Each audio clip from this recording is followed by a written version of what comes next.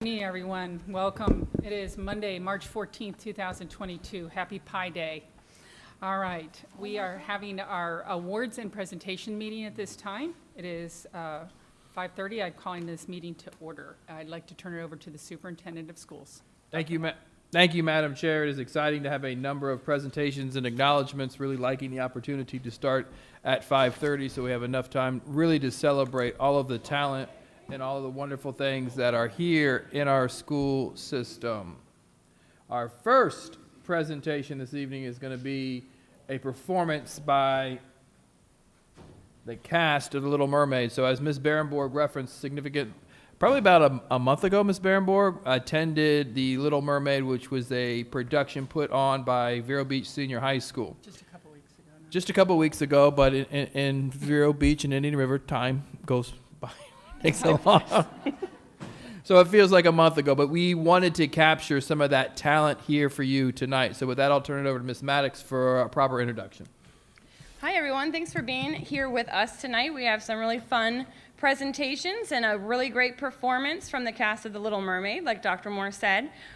Before they come out, but we can start flagging them out, I'd like to recognize Miss Dee Rose, who's been the theater teacher at Vero Beach High School for 35 years, and she's retiring at the end of this year.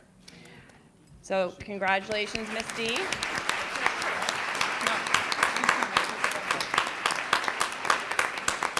They will be performing a couple of songs for you, and they will be under the direction of Miss Clunt. Can we get down there and see? Daddy's never even met a human, but he still thinks the worst of them. I just don't see how a world that makes such wonderful things could be so bad.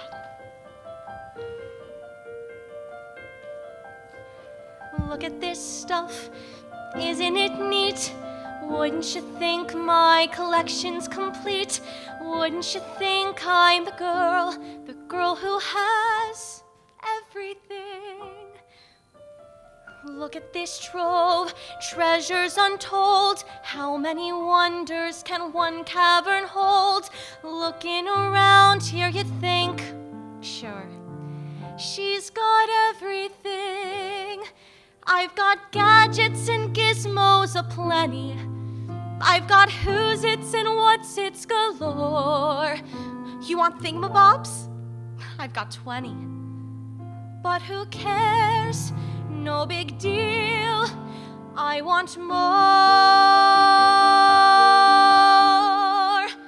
I want to be where the people are. I wanna see 'em dancing, walking around on those, what do you call 'em? Oh, feet. Flipping your fins, you don't get too far. Legs are required for jumping, dancing, strolling along down a, what's that word again? Street. Up where they walk, up where they run, up where they stay all day in the sun, wandering free. Wish I could be part of that world. What would I give if I could live out of these waters? What would I pay to spend a day warm on the sand? Betcha on land they understand, bet they don't reprimand their daughters. Bright young women, sick of swimming, ready to stand and ready to know what the people know. Ask them my questions and get some answers. What's a fire and why does it, what's the word? Burn. When's it my turn? Wouldn't I love to explore that shore above?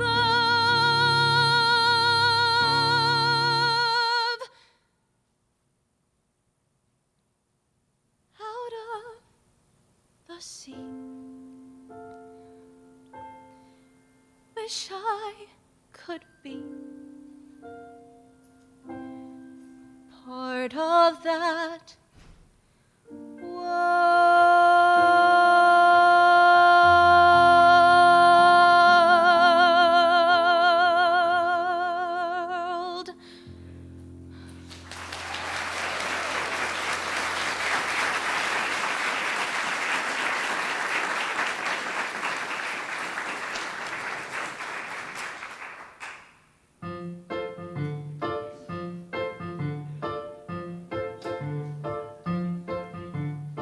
Ariel's been working my last nerve, acting like a big fish in a small pond. Swimming upstream when everybody else is swimming down. If you ask me, it's because she's a Pisces. No doubt about it. She sure is acting fishy lately. She's dizzy and she's dreamy. Her head's up in the foam. Her eyes have gone all gleamy. It's like there's no one home. She floats away the days, moping on the coastal shelf.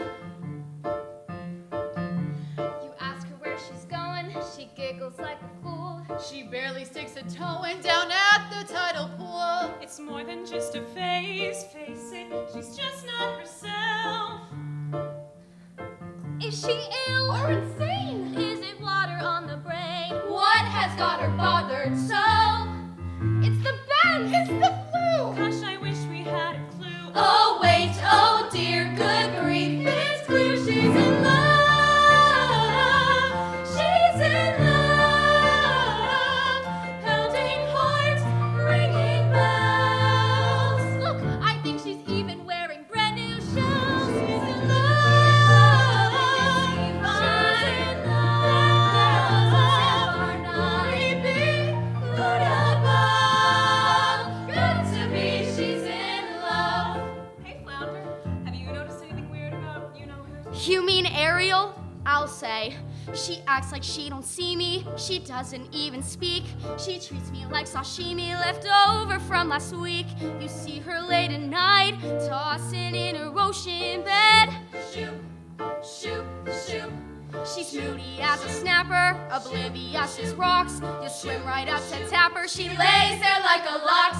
As sure as dogfish bite, something's made her lose her head. She has lost her head. And she sighs and she swoons and she's humming little tunes. Even has a sort of glow. What on earth could it be? Any hammerhead can see that sigh, that glow. That's her. Oh no, she's in love. She's in love. See her hips, how they swish. Well, don't you wonder who's the lucky seafood dish? She's in love.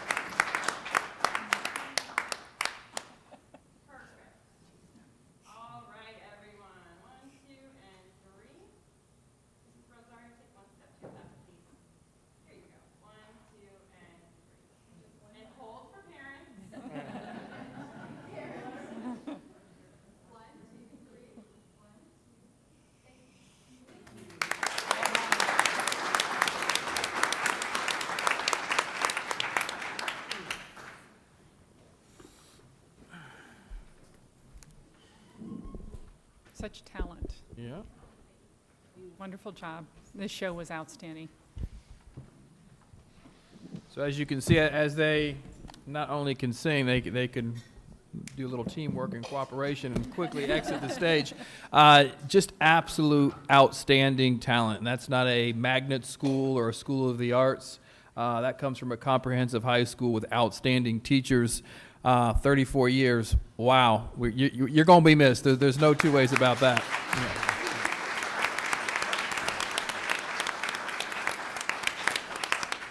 So just, and as a former drama teacher for all of 2 years, you got me beat, definitely.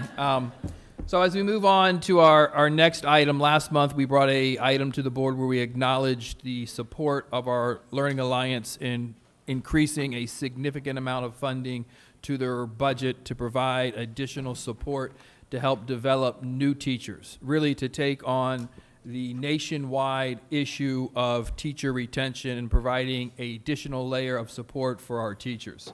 And we're very excited to bring that item to the board to acknowledge the work that we do for our youngest students through the support of the Learning Alliance. Once again, a significant contribution. We're going to have another item that also speaks about the significant contributions to our young students. But before we do that, I've added a presentation really to highlight what we do with our students after they graduate. And our job is to ensure every student graduates with the opportunity to maximize their full potential and be prepared to take on whatever endeavors they have set for themselves. And through a partnership with Indian River State College, we made an announcement today at both of our high schools where we introduced the Promise program. And I asked Mr. Casey Lunsford, President Lunsford of the Mueller campus, to come up. And as he does, I'm going to introduce what this Promise is and the opportunity that Indian River State College Foundation is providing to each and every single graduate of Indian River County Public Schools, including our charter school. This is powerful because when you graduate, the promise that we would be willing to make provides a tuition-free education going into your Associates of Arts, your AS degree, as well as other programming at Indian River State College. This is an opportunity for access. This is an opportunity to open doors that previously were not there. 100% tuition covered when making the promise to attend their state university for full-time, meaning 12 credit hours each of the fall and spring, and then summer courses as well. So this is a tremendous investment that Indian River State College is providing to our students. We kicked it off today by playing a video that we filmed, I think it was Thursday, and what they are going to do here is follow up in classroom visits, getting students registered and signed up for Indian River State College. So this is powerful. This is what partnership is all about, and this is going to change lives. So with that, Casey, can you just give us a little bit of overview on the purpose of what you guys are doing?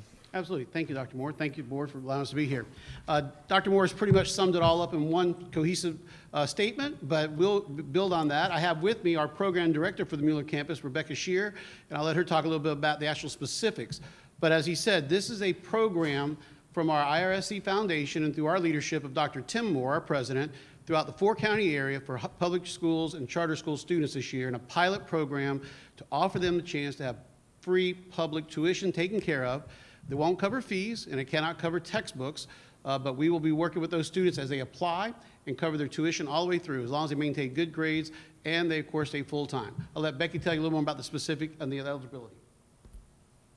Good evening. We will have an information session at the Mueller campus of IRSC on April 20th and May 3rd, where parents and students are welcome to come out that night and have us assist them with applying to this program. Just very quickly, the student does have to apply by May 15th if they are interested in this program.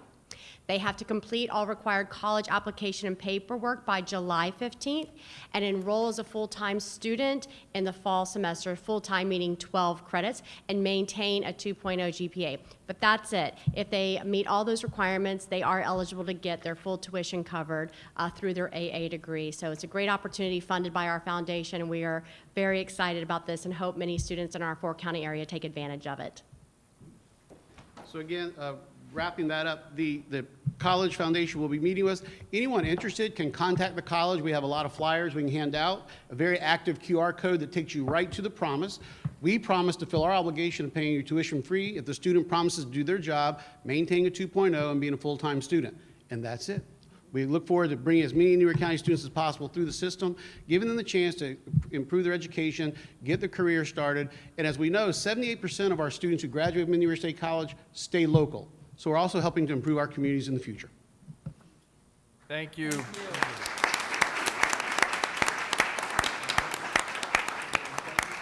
One of the promises I made, Board, during our presentation to the students is that we would outperform the other 3 districts in which this offer is being made. So challenge accepted, and we will make sure every single student who wants to take access or take advantage of this opportunity has every opportunity to do so. This is powerful. This is what partnership's all about. Thank you very much for truly helping us transform this community.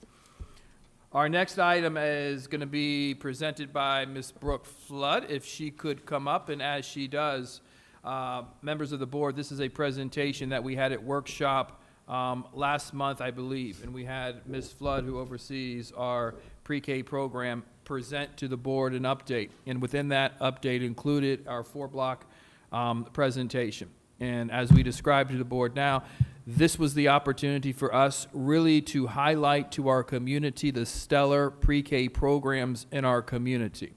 And we know if we're going to solve the problem of students not being reading proficient by 3rd grade, we need to enhance and celebrate partnerships in the pre-K space.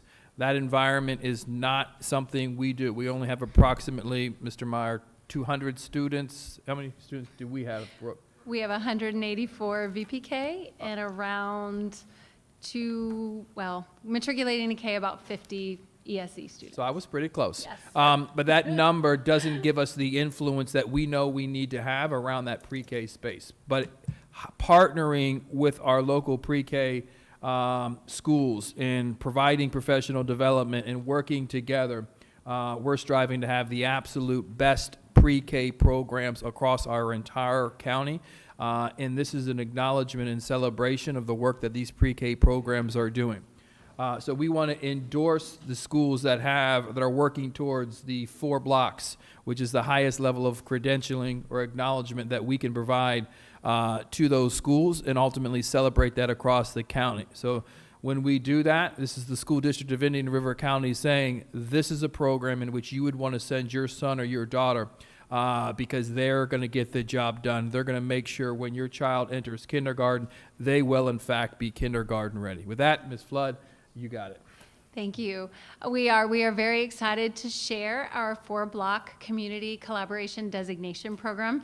It has been a labor of love that we have been working on for a few years now, and it finally came to fruition in December. We got all of our ducks in a row, or blocks in a row, because we are building learners on course to kindergarten success. So we do have 4 levels of blocks or a designation. Our first block is that provider to district communication, which is a transition form, which allows our preschools to share that last day in time with the school district. Our kindergarten teachers will immediately get that information about that pre-K student the minute they walk through the door in the fall, which is incredible to be able to look at, was there any summer slide? Was there some growth? Maybe they did some summer programming. How can we continue to build on that?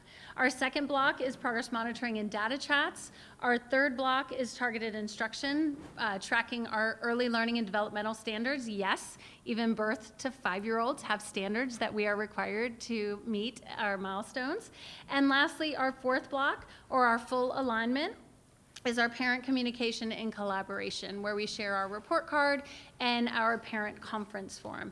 And what's so magical is we have had 10 preschools jump on board immediately. Feet first, let's see what this looks like. And we have had 17 dabble their toes in the shallow end, which is awesome. They are ready to move forward in the next school year. And what I love about some of our one blocks is they're not even a contracted VPK provider.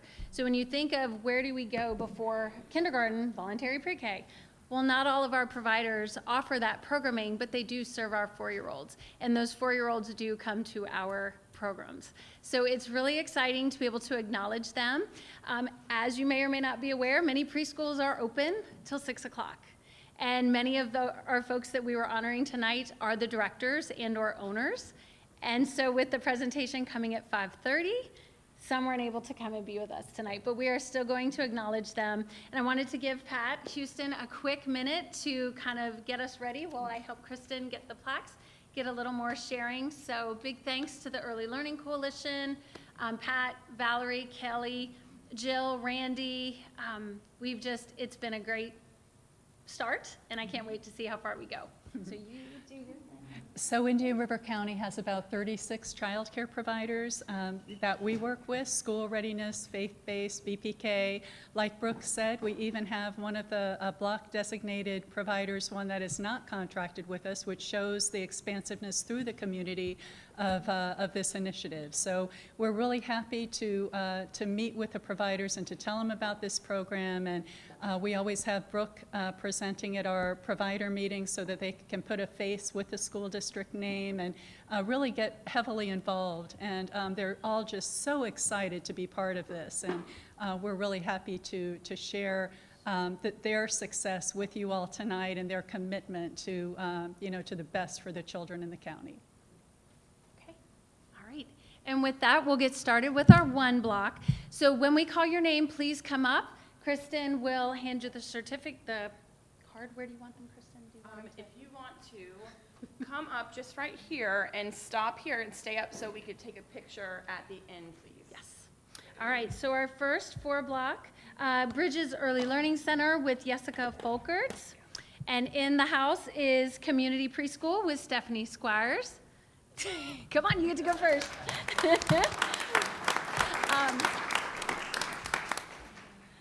The rest of our one blocks are not here, but we do want to recognize them. Cradles to Crowns with Leslie Jones, Fantastic Kids Academy of Sebastian with Margarita Oxenrider, Fellsmere Community Outreach with Pastor Annie Brown, First Impressions Daycare and Preschool with Gladys Williams, First Presbyterian Preschool with Lori Rudolph, Gracie's Preschool with Noelle Bloomer, Head Start, our Douglas campus with Deborah Catatano.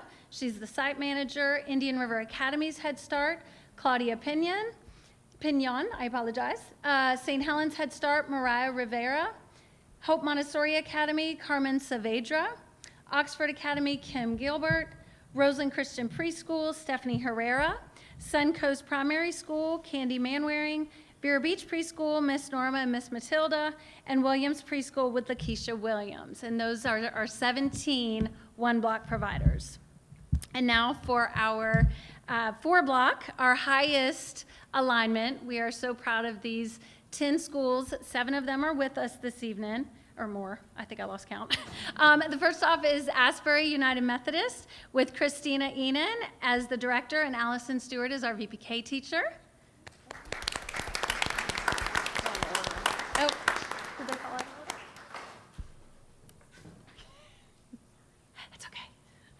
Child Care Resources, who are not here tonight, but Tara Baird is the director and Shannon Bowman is the executive director. Head Start, their Citrus campus is coming on as a 4-block. That is John Zahn. He is not able to be with us. Little Rising Stars with Sally Alchiali as the owner director, and Heidi Liston. She is our VPK teacher.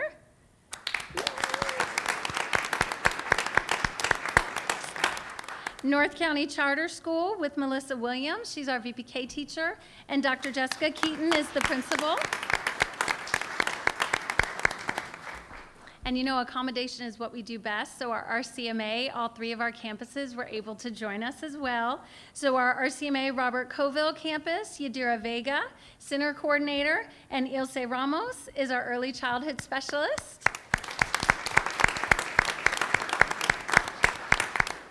RCMA Whispering Pines is Guadalupe Rodriguez. She is our mentor teacher. our CMA Children's House, Miss Vicki Zamaripa, who's the center coordinator, who is a former second grade teacher of mine, or second grade student, I should say. And Isabel Dobson, she's early childhood.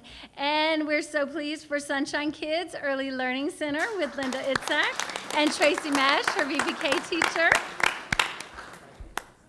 And Learning Nest Preschool with Rashna Honda and Cheyenne Foster, the VPK coordinator.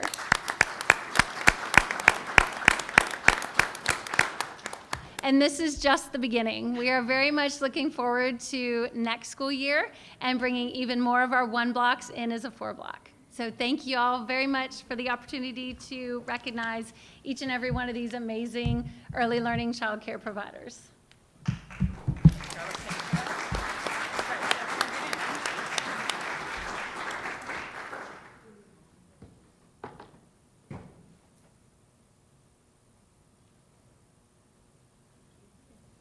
Thank you all.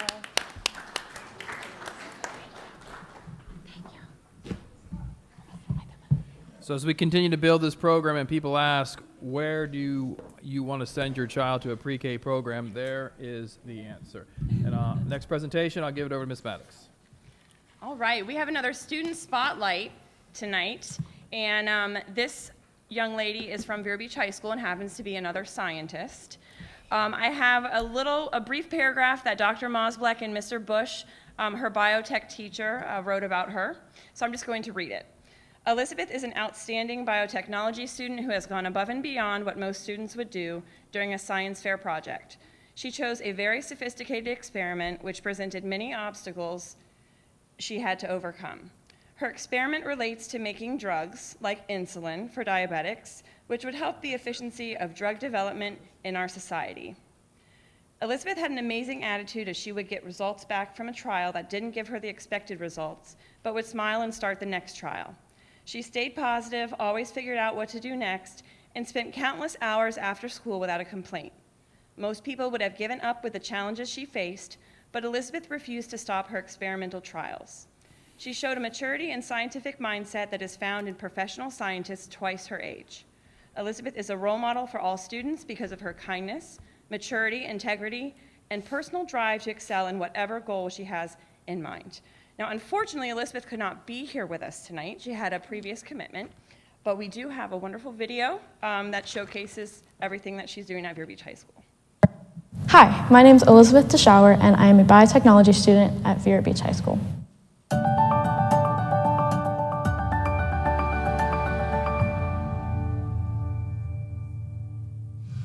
My project consists of a transformation, which is where you take bacteria and you put DNA inside of it.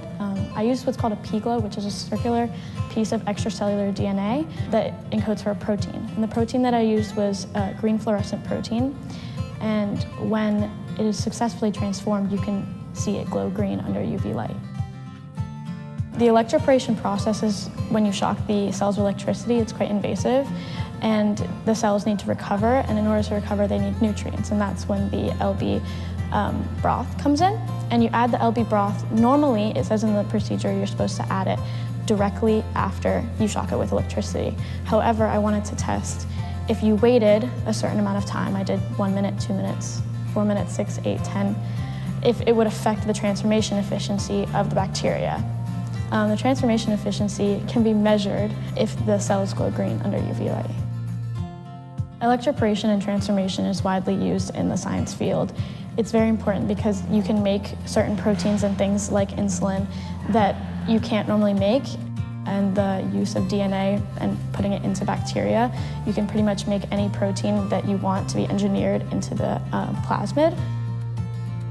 The project that I did is a little bit similar to the production of insulin, because instead of making a GFP protein that was encoded on the plasmid, you could also put coding for the protein of insulin, which is really important because a lot of people have diabetes, especially in America. And improving and making that process more efficient can also lower the prices of this vital thing that people really need. I won Best in Show at the Science Fair in January, and I won Best in my category, Microbiology. I also won a scholarship to FIT and a state bid. One day I plan to get my PhD in biotechnology and hopefully start my own bio-entrepreneurship business, a startup company that can join science and business together. My name is Elizabeth DeShower, and I'm a biotechnology student at Vero Beach High School.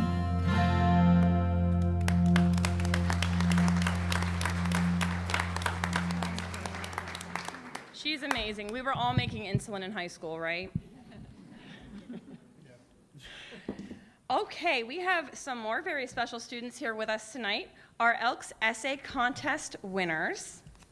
These students come from Sebastian Elementary School and Storm Grove Middle School. And before we introduce them, I would like to call up Mr. Paul Diaz, Miss Darlene Short, and Mr. Jim McFadden. They're going to tell you a little bit about the essay contest.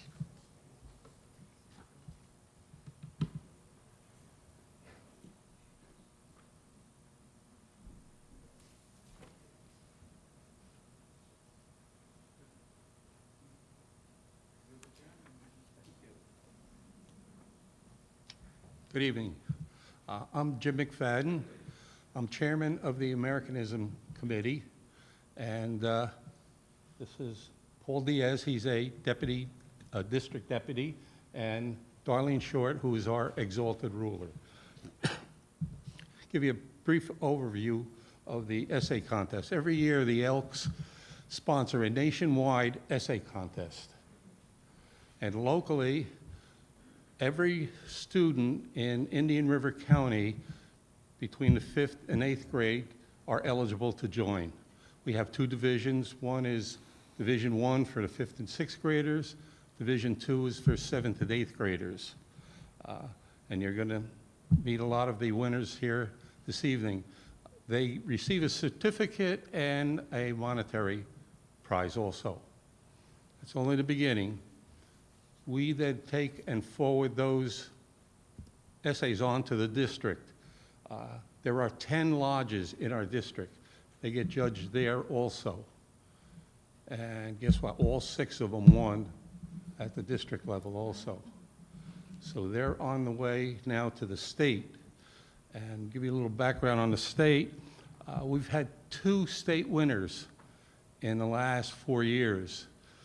They receive a certificate. Their parents and them are treated to a weekend in Orlando to attend the state convention. They will be able to read their essay at the luncheon, and not to mention the $1,500 check that they get also. But they're still alive in the contest right now. Thank you.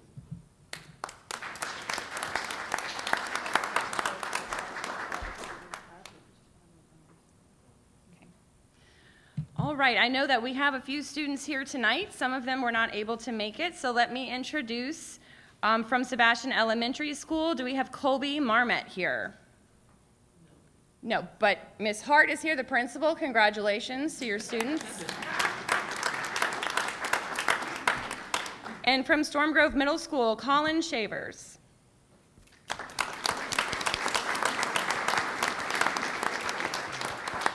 And I don't believe she's with us tonight, but from Storm Grove Middle School, Maya Eckerd-Harris. And Mrs. Bieber is here, principal of Storm Grove Middle School, right over there. Congratulations. Now for the Division II winners. First place went to Luke McWiggin from Storm Grove Middle School.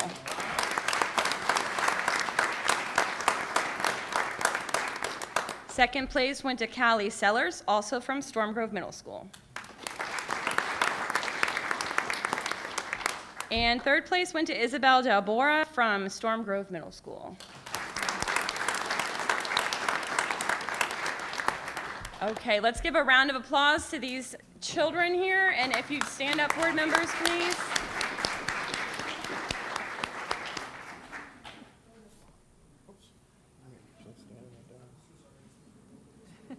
Every time, come on. Wait, the proud principal.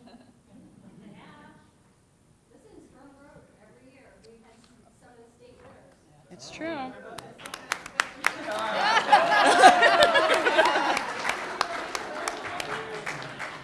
So again, congratulations, students. Keep your eyes on our website and social media. We'll be sharing this picture. And thanks again to the Elks. You guys are an amazing community partner. You support us in so many ways. So thank you. We would just like to thank the administrators, the teachers, and the students. Without them, there wouldn't be a conference. Thank you. Thank you, Okay, you may be seated. Thank you. Thank you. Thank you very much. Our Casual for a Cause organization this month was the American Heart Association. And our students and staff members, in exchange for a donation toward this organization, they were able to dress casually for a day. And I have Michelle Turnage, who's the Youth Market Director here, and we would like to present you with a check for $2,791.29. And I would like to point out that Storm Grove Middle School raised the most with $473.25.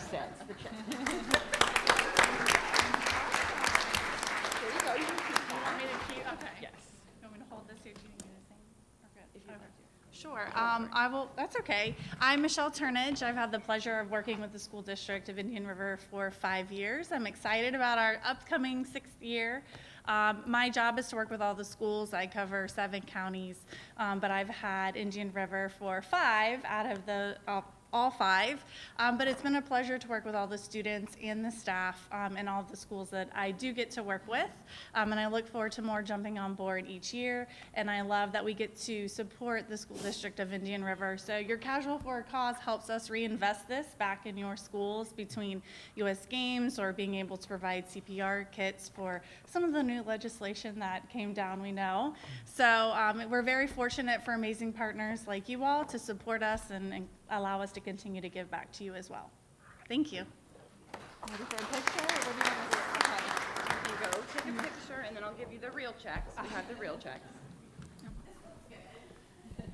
me get you too far. Want me right or left?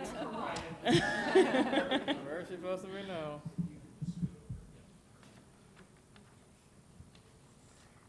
All right, thank you. All right, congratulations. Thank you very much. Thank you all. Are you going to put this back behind you? No, you can keep that. Oh, I get to keep this? Yes. Oh, I didn't know you meant I get to keep it. Oh, you get to keep it now. Thank you. I love that. A parting gift with checks. Last but certainly not least, we have a special item under our district initiatives, and I'm going to ask for Debbie Hawley and Carrie Tankersley. Debbie is the COO of Big Brothers Big Sisters, and Carrie is the match specialist. And they have a very important, very special announcement about two of our own right here in Indian River County. Ladies. Hello, everyone. Good evening. I didn't know I was going to be talking, but we every year, every agency in Florida gets to highlight a match, a female match and a male match, and we hopefully they would win for Match of the Year for the state of Florida. Our agency has never won, ever. And this year, we actually won the Female Match of the Year. Miss Nancy and Miss Olivia were chosen out of every agency in the state of Florida as Female Match of the Year. It's a big deal. It's a big deal.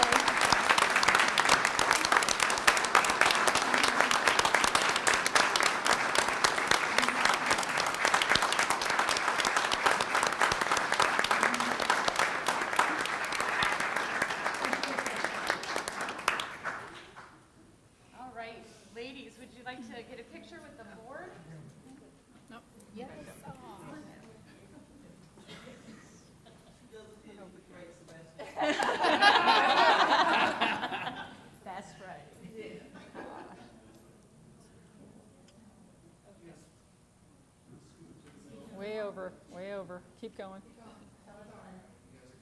Okay.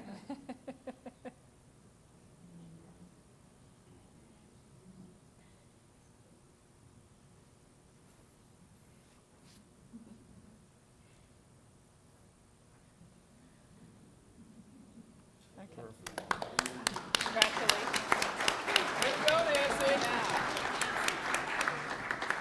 Dr. Moore, that concludes our presentations. All right, Madam Chair, as Ms. Maddox just highlighted, that concludes our presentations for this evening. Okay, so we are in adjournment for our school board awards and presentations, and momentarily we'll begin our business meeting.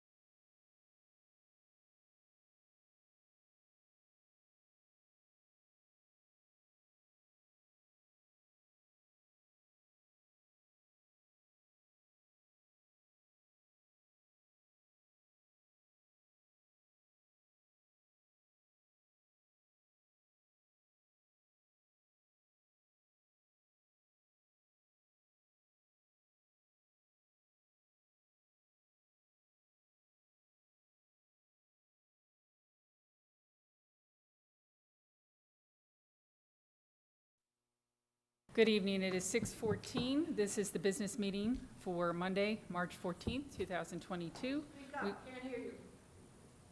Excuse me. Can you hear? Thank you. This is the business meeting for March 14th, 2022. We are meeting in the Joanne Idolette Junior Teacher Education Center. It is 6:15 now, so we would like to begin this meeting. Please stand for the Pledge of Allegiance.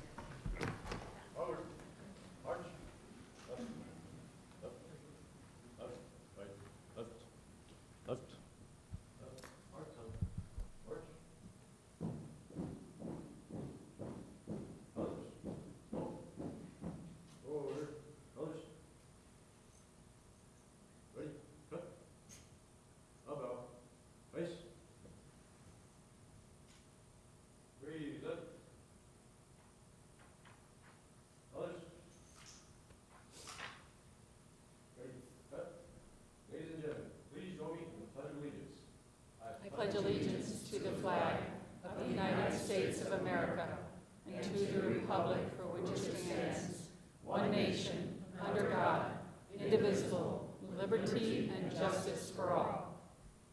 Order. Others?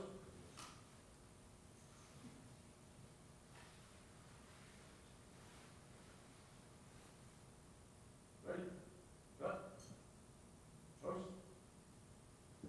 Others? March.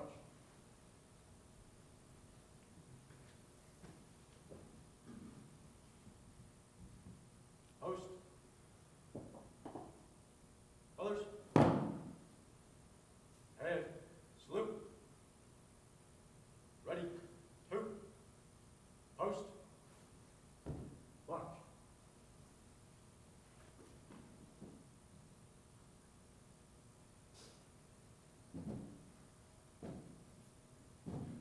Over. March. Left. Up. Left. Right. Up. Left. Left. Oh.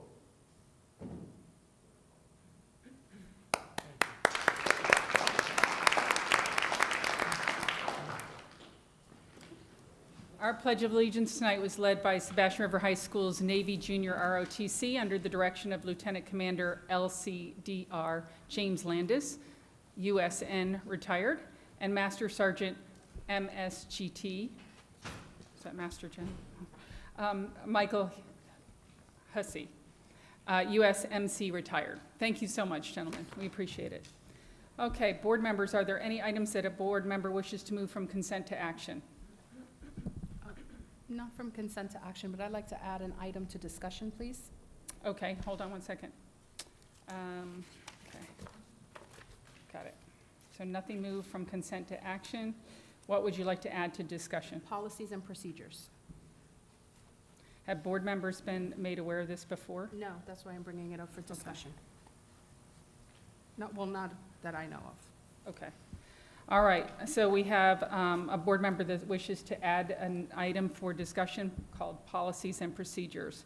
I'm going to call for a motion to accept the adoption of the orders of the day. I make a motion. Okay, Ms. Rosario, second. Second. Okay, Dr. Schiff. All those in favor, say aye. Aye. Aye. Anyone opposed? Okay, it is a 4-0 vote. All right, I'd also like to say that since we just approve the consent or the adoption of the orders of the day, we're not to consent yet, though. So, Nancy, that's where my note goes later. Okay, thank you. So at this point, we're going to have our guidelines for citizen input, and I need to read our citizen input guidelines. So each statement made by the member of the public shall be limited to 3 minutes in duration. Persons will be recognized in the order in which the requests were received. The time shall start when the speaker is at the podium, and the school board attorney will be the official timekeeper. You will hear a beep at the end of your 3 minutes. Persons may speak for up to 3 minutes at the beginning of the business meeting during citizen input as indicated on the order of the business, and for up to 3 minutes to each action item during the action agenda, and each board member discussion item as indicated on the order of business. Persons may only speak once about a given item. The time period may be extended by the presiding officer. Only the individual submitting a speaker's form is allowed to address the board. Time may not be yielded to other speakers.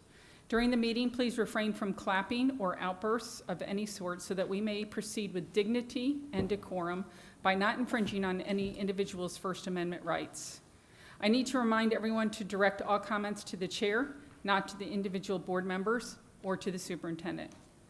Board members may or may not address any citizen input statements at the end of the citizen input comments. As board members listen to citizens without interruption, citizens are asked to give board members the same respect. As per Florida Statute 1001.372 subsections 3, the presiding officer of any district school board may order the removal from a public meeting held by the district school board of any person interfering with the expeditious or orderly process of such meeting, providing such officer has first issued a warning that continued interference with the orderly processes of the meeting will result in removal. All right, I will call first speaker and person on deck. So our first speaker today is Mike Spillane, and on deck is Jennifer Pippin.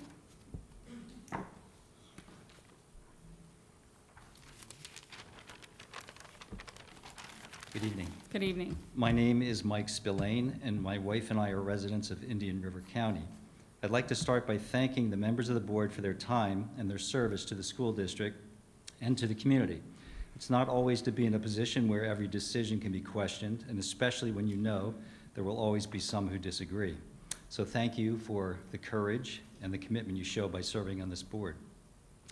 In today's politically charged environment, it has become increasingly difficult to navigate the reefs of political correctness and to attempt to respectfully and considerately engage in serious dialogue without encountering blaming, shaming, canceling, or labeling.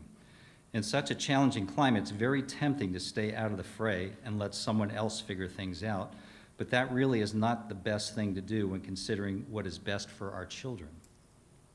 With that in view, I tender the following sentiments for your consideration. It matters greatly what our children consume, what they watch, what they listen to, and what they read. Everything they take in will affect the way they think and ultimately who they become as they grow and mature. There is a difference between what is good and what is not good, what is beneficial and what is harmful. The fact that a significant number of books containing graphic and sexually explicit subjects and language is available to our children in our school libraries is a matter of grave concern to many of us as parents, grandparents, and citizens.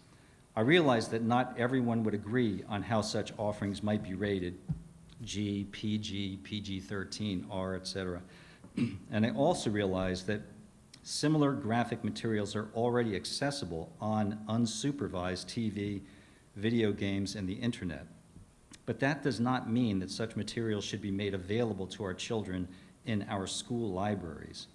I request that there be another review of the books that were cited for removal. If they contain anything sexually explicit or graphic, they should be removed. If that is not agreeable, then I propose that those materials be restricted, available only to children whose parents have requested in writing that such access be granted to their children. Most parents have no idea that such graphic materials are on the library shelves, and all parents should be informed and be given the opportunity to permit or deny their children's access to them. Our children's access to cigarettes, alcohol, drugs, and weapons are carefully safeguarded. Access to materials that most would consider pornographic should be treated in the same manner. Thank you for the opportunity to express my sentiments. Thank you, sir. Okay, Jennifer Pippin is next, and after that would be Christopher Barkus. Good evening. If there are any children watching or in the room, please stop listening to this speech or exit the room for the remainder of this speech and anybody mentioning library books in the remaining of this meeting, please. My name is Jennifer Pippin. I'm the chairman for Moms for Liberty, Indian River, Florida, and one of the co-founders for We the People of Indian River County. We appealed today the library book process, and we await the results. This book, called Lucky by Alice Sebold, is currently in our high schools with no parental opt-out. Follett has it listed as an adult book. Chapter 1. I'm a foster child, I said. I don't even know who my parents are. Please don't do this. I'm a virgin, I said. He called me a bitch and said I was dry. Ms. Pippin, excuse me, but this is being Please broadcast live. Please stop my time. Is being broadcast live. Right, and this is on the high school shelves for our children. I understand, but teachers are not going to be reading this out loud in their classrooms unless they have that permission as an instructional material. Okay, I'll read a different book. 19 minutes. It was moved from middle to high school here in the school district of Indian River County, currently on the shelves with no parental opt-out. Page 223. Now she felt his hands moving under her t-shirt, slipping beneath the lace of her bra. Ms. Pippin, Her legs. Ms. Pippin, same thing. Okay. Thank you. So First Amendment rights and freedom of speech don't apply to books in the library, Mrs. Barenborg? Ms. Pippin, this is broadcast live. Right, and these are in the children's libraries, ma'am. I understand. Okay. Maybe you'll approve a middle school book. This is The Infinite Moment of Us by Lauren Miracle. She had to stretch out on her hands and knees, well, one hand and two knees to do so. God, I love your ass, he murmured. All right, Ms. Pippin, thank you. We're going to stop right now. You've been warned. We do not interrupt a school board meeting. I apologize, but that is the rule. Okay, you've been warned. Thank you. The hypocrisy in this room is disgusting. Those are 3 books that were voted on at this last meeting that were appropriate by most of the board except for one school board member. And it can't be read in a public meeting. What about parental rights? Shouldn't parents know what children have access to in their libraries? When they see a list of books by the school district, they don't know the content. And if we can't read the content publicly, how are parents supposed to know what they're supposed to opt their children in and out of here in the school district of Indian River County? This board broke the law for mandatory masking of children for a month last year and looking at a possible $1.3 million fine for doing so. Will this be round 2 of $1 million fine for breaking laws for this board for reading books that are in our libraries that are inappropriate for children? Or will there be arrests made knowingly putting this sexually explicit content in the hands of children?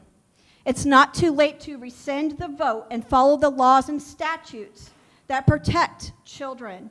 Because if we can't read them at a public school board meeting with a disclosure, why do our children get to read them in the libraries?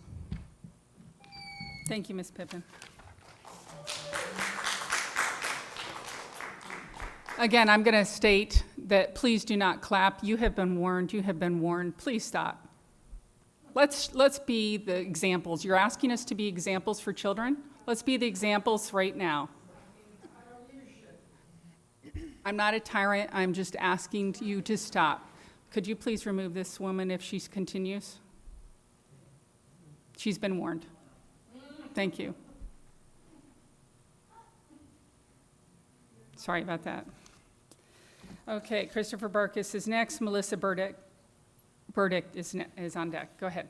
Chris Parker, Spear Beach native, Indian River County School District graduate. Couple different approaches here. I was kind of glad you guys shut down the meeting times at 5:45 last meeting due to Mr. Barefoot not being present. I didn't want to disrupt his dinner. Unfortunately, I have to do the same thing tonight, disrupt his dinner again.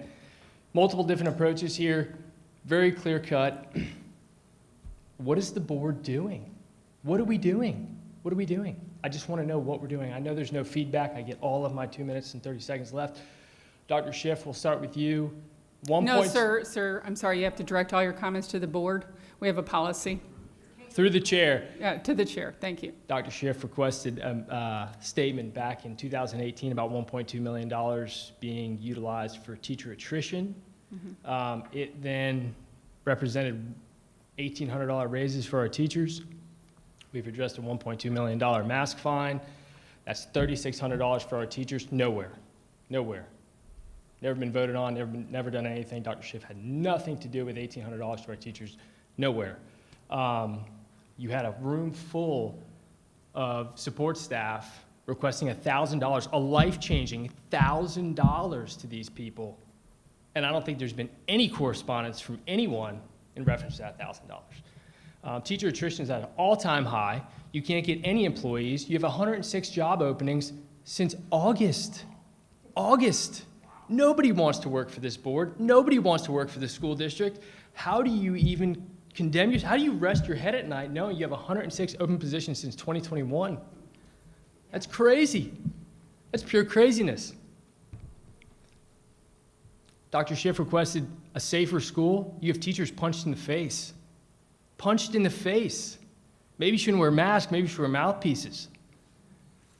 I was targeted by a board member here. I can't say names. I was targeted by a board member here for safety concerns at one point, 2008. I'm sure she remembers. Nothing. Teachers punched in the face now. I've run multiple calls at schools. Nothing happens. No changes, ever. No changes. Ms. Barenberg, directed to Dr. Moore, you had multiple staff here requesting $1,000 in a life-changing $1,000 when they stayed at work every single day, making the school safer, making the schools better, and nothing from you. And the fear of your employees to your board, the fear, it mind boggles me that nobody has ever mentioned a vote of no confidence for you, of all people, for you. I think it's ultimately deserved. I don't think they have the knowledge to know what to do with it, but I for sure think it's deservable, and I for sure think it absolutely will be coming across your desk. 100%, 100%. Thank you.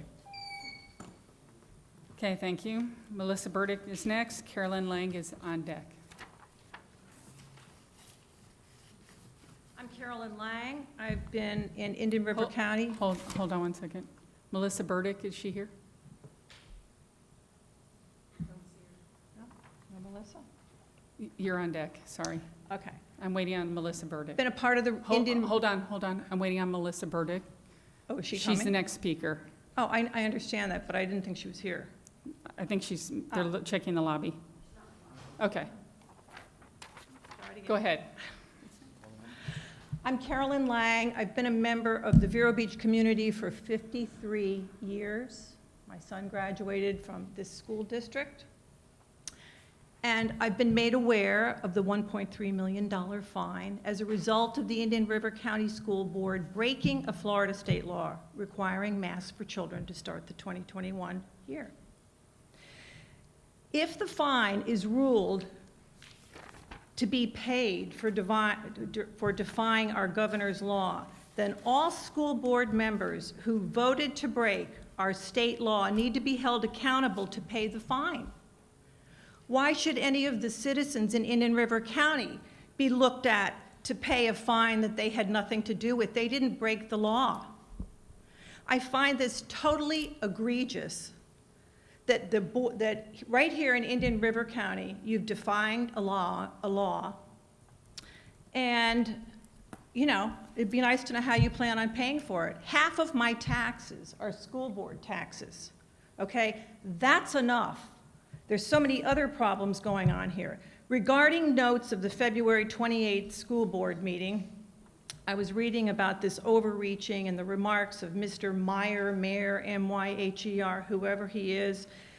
And I've been made aware also, this has just been recently, of the 157 filthy books available to kindergarten through 12th grade. Now, this is important. Florida law 115C-36, designation of the board, Article 5 law, the school board of education shall have general control and supervision of matters pertaining to public schools. Now, the word general means for the most part. It doesn't mean that the school board is a dictatorship to ignore the people of Vero Beach and Indian River County. Therefore, the actions of Mr. Meyer need to be brought up and reviewed for disciplinary actions.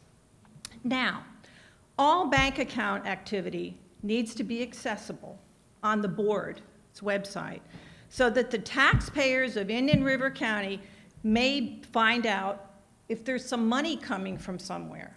I mean, is critical race theory being taught? I think in little increments, it is in this school. The Stronger Together, well, the Stronger Together, I mean, that's like all of this stuff from the deep state. Transforming education, a new world. No, I don't like any of it. I think it's absolutely awful.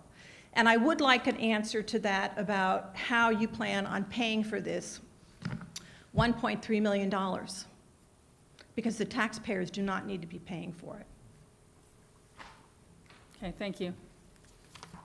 Okay, John Crappie is next. Joanne Binford is after that.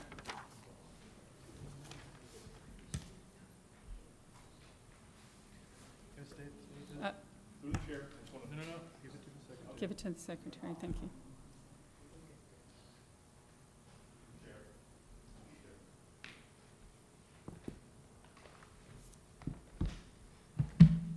I'll wait till each person gets one.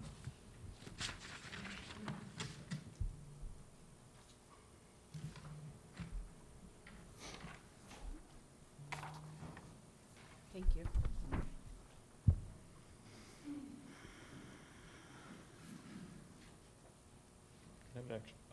Can you give the gentleman over here too, these three? I don't know if I have enough for all of them, but we can just, might as well get rid of all of them. I don't want to waste the paper. Thank you, appreciate it.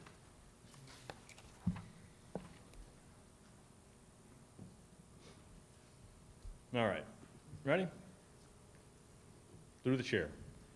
What you have in front of you is a picture of a young man at the Florida, the Freshman Learning Center, having a drink from the fountain that says whites only on the fountain, okay? So this to me is part of the reason why we've had so much violence in the schooling, teaching kids separation, teaching these kids to act out segregation. I don't know if it was Act Out Segregation Day or what it was, but these are the kind of things that the community needs to know, that this is what's happening. And these fights that are happening in these schools are not just 2 fights, they've been way more than 2 fights. This has been going on for 3 years, it's been going for a long time, and it needs to have a mitigation strategy. And I think that, to the chair, David Moore, to the chair, that we need to come up with a strategy that, just like the mass strategy, to where we have color codes of what's going on in the schools, how high the stress level is for these schools. These kids are going through COVID stress disorder. I talked about this before. They're going through stress, and they're acting out, and they're being taught to hate each other. And we need to mitigate this. So that strategy that we did for the mass, the red, the purple, the blue, the yellow, I think we need to use that idea, that model, to flatten the curve on the fights in this school and the violence. Because what's going to happen next is you're going to have somebody get permanently injured or even death. And we were protecting kids from COVID with masks, with a mitigation strategy. But now we're going to have an opportunity where this is going to happen and something bad's going to happen in these schools. And I want to see that mitigated, because I don't want to see this happen. I pulled my son out of the flick 4 weeks into that school because I seen the fights that were happening online with the social media and the lives, stuff that you guys don't even know and didn't even see. And I pulled him out of there. And you know what the faculty said, a 20-year faculty said to me when I told him I was pulling him out? She said, "I don't blame you. This is the worst I've seen in 20 years. That's what she said. She didn't blame me to take her out of this school after 4 weeks of being at the flick for the first time. And I've lived in this town for 35 years. There's people in this room who've been here a long time. David Ragley, a sheriff here, lived here his whole life. I've never seen it this bad. Never. Ever. And we need to do something about it. And if we don't do something about it, then again, like I told you last time, we're going to take our power back, we're going to take the seats back, and we're going to put people in there that are going to do it. Because I know that the mitigation strategy was for masks, now it needs to be for violence. Because this is where we're at. There is no confidence right now. There is none. There's no confidence in this board, and there's no confidence in this leadership. And we can't trust these guys anymore. We can't trust you like we couldn't before when I got fired from my job, when I was told that I couldn't speak in here. We can't trust you. You guys you're not doing the things that we're asking. You hear these people say this, and they're not. You're not listening. Listen to us before something very bad happens to one of these students or one of these teachers. And it's being documented, it's being recorded for everyone to see in town. So let's do it, okay? Thank you, Mr. Thank you. Crappie. That's a challenge, and I want to see it done. I want to see it done. I don't want it to hear about it. I want to see it. Ms. Binford, Show you're us, next. don't Ms. tell. Binford's next. Cindy Gibbs is on deck. Thank you. I want to thank you, School Board Member District 2, for your due diligence. You have been the citizens' warrior alone on an island of tyranny. This is a book moved from middle school to high school, and I'm going to read it. What's the title of the book? Looking for Alaska. Thank you. Just as Brady's were getting locked in jail, Lara randomly asked me, "Have you ever given a blowjob?" It's all right, thank you. Appreciate it. Point taken. Free speech.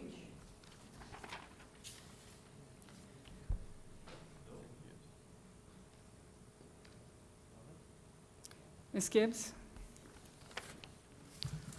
Good evening. My name is Cindy Gibbs. I live in Sebastian. I'm also running for school board. I'm a parent in this district. I have 2 children in our schools. Our teachers in this district are professionals, and they're passionate, and they're prepared to guide our kids to become lifelong learners and productive members and citizens in our community, locally, and maybe even globally. The continued attack on our teachers and the people in our schools doesn't motivate students who are in college right now to pursue education degrees.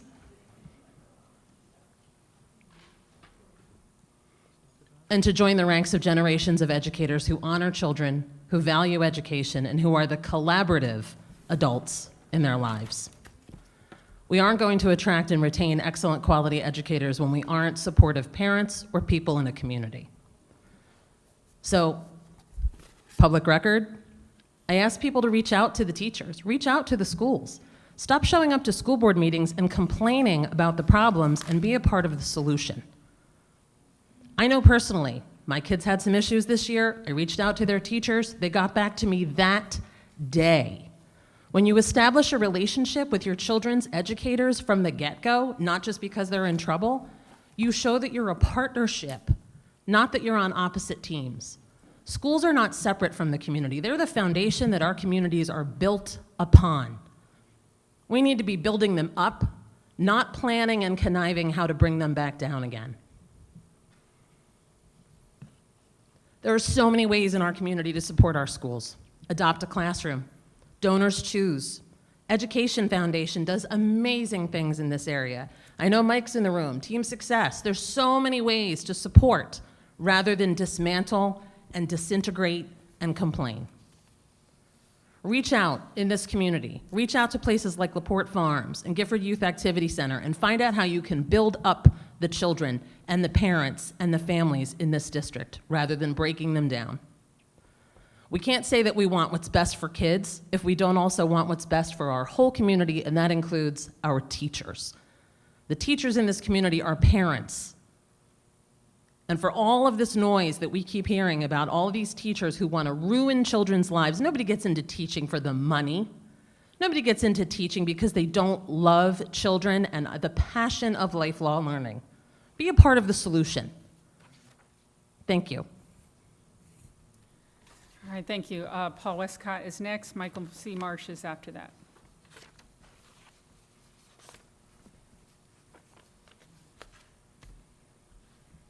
Good evening. I'm going to start by suggesting a solution to the problems I may raise to the board's attention. Florida Statute 16.01 provides for units of local government to have access to the Attorney General in order to get opinions, advisory opinions. And there are 2 issues that are on the tracks for you all that probably need to be addressed. One is whether or not the process that was followed reviewing the books resulted in an inadvertent sunshine law violation. As I understand it, the perspective was that because the committee's work was passed through the filter of the superintendent, that the sunshine did not apply. You all have a letter from me. There are 2 appellate opinions. There are plenty more that stand for the proposition that if the information that comes to the school board is crystallized by a process, a committee, sunshine attaches. Therefore, was there public notice? Was it appropriately handled where sunshine is concerned? I'm not an expert in that area. I'm just raising the question that so that it can be addressed before it becomes a problem. Secondly, you all were advised that the critical race theory question as it relates to the library books was not germane, not relevant. I think last week or last meeting, you all got a letter from me suggesting that there may be some issues. That rule, the DOE rule that was passed, does speak toward instructional staff. Instructional personnel is defined by law in that letter that you got, and instructional staff personnel include library and media specialists. Therefore, the actions of those specialists would be triggered, and what they do is triggered and contemplated by that rule. So you need to be careful there. Additionally, your use of your internal rule, 9.130, you've used that rule to reach into the library in order to evaluate the books that are in the library. That rule speaks to instructional materials. It's inconsistent to use the rule that way and then say CRT materials are not instructional materials. See the inconsistency? Either everything that's in the library is instructional material or none of it is. And if it is, then it does trigger the DOE rule and poses a problem for you. Additionally, as I mentioned, your process seems faulty, and I'm not sure it was followed. You'll see in the questions, was at the first meeting, were the complainants allowed to appear and make their presentation? Were there minutes kept? Are the minutes accessible? Have you all seen the minutes? Was there an appellate process offered before the superintendent received it? I think that's all suggested in the rule and probably not done. You all need to look at it and possibly retool. Thank you. Thank you, Mr. Wiscott. Michael C. Marsh is next. Lamar Noda-Giacomo is on deck. Good evening, Michael C. Marsh, President of Team Success, and your MPO representative for School District of Indian River County. First off, I want to start with some good news, lighten up the mood a little bit. I want to thank the amazing Finance Division. As we all remember, we collected those canned goods Thanksgiving time, guys. A little sore subject. However, the Finance Department collected the most, so we had a pizza party. Thank you very much to Communications helping facilitate that. Also, March 25th, we have a big community resource fair right at United Against Poverty from 11 a.m. to 3 p.m. As of this morning, we have over 60 nonprofits confirmed, as well as our community policing friends. Come on out. I know it's during your spring break, but I think it would be amazing for you guys to see all the different resources, all the great nonprofits there. Also, something else I didn't hear, unfortunately no NAACP tonight, but we got a great joint resolution under this, through the chair, under this superintendent's administration, and I don't hear anything get talks about that. 54 years of atrocities has ended under this administration, guys, and I just want to thank that very much, all the hard work that was put in. Also, I hear a lot of what the school district is not doing. Let's talk about what they are doing. Did you know there is an ESC advisory meeting on April 20th at 6 p.m.? Did we know that? Well, I'm here to remind you because it's such a small group and I hear so many concerned citizens. I ask you guys to come out. It's going to be a great one. We're going to be putting together an IEP and 504 plan support group. Also, parent engagement is April 28th. That one's a great one as well. I also want to thank the Climate Task Force for all they do. As well as I want to shed a positive light over at Oslo Middle, because I listen to all the parents say all these negative things on Facebook, but then when we brought an NFL star, it made its way only to one news outlet. But as soon as the one arrest, we had every news outlet, bad Oslo Middle. Well, I spent time over there at Oslo Middle. Dr. Robinson's doing an amazing job. And I want to thank that administration that went over there as well to give him that support. And lastly, we want to talk about the fights. Let's bring back community policing. See, unlike some that want to come up here and tell you all incompetent, I'm a solution waiting to happen. And I implore all of you to do the same. Did you know that Gifford Middle, no PTA, no bueno. Did you know Oslo Middle, no PTA? Maybe if we bring some more resources, that we can get some of these problems. And lastly, but not least, I want to applaud Mr. Myers over there through the chair because I keep hearing how bad. Guess what? We have an Appendix H process. We had the ability to go through the individual schools, but no one did. Through public record, how many of those permission slips through the library was filed? How many? We're going to find out soon. And I want to thank Communications. Not only did they stay to 5:45 tonight, they stayed there the last time too, through public record. Have a great night, and God bless. All right, Lamar Nota Giacomo is next. Rosemary Wilson, is she out in the lobby? Good evening. She can speak Since after I that. didn't get a response to my letter that I sent to all the school board members, I'd like to read it. Dear school board members, stop poisoning children's minds, garbage in, garbage out. Don't use my tax dollars to promote gratuitous sex in our children's educational materials, including library books. With math reading proficiency scores 24% and 36% respectively at graduation, why is the school board so preoccupied with exposing children to graphic and hardcore pornography in our children's reading materials? I've heard every excuse in the book, from opening children's minds to, it's in the Bible. It's just incredible. I can't believe the lengths that the school board has gone to justify allowing pornography in the classroom. Pornography does not prepare them to be successful adults. Giving them a solid educational foundation with morals is the job of the school district of Indian River. Stop pretending that this garbage is educational. It is willful blindness. Give our children inspirational and content-rich historical fiction and other things to read. Caldecott Medal winners, Newbery Award winners, etc., are truly inspirational and educational.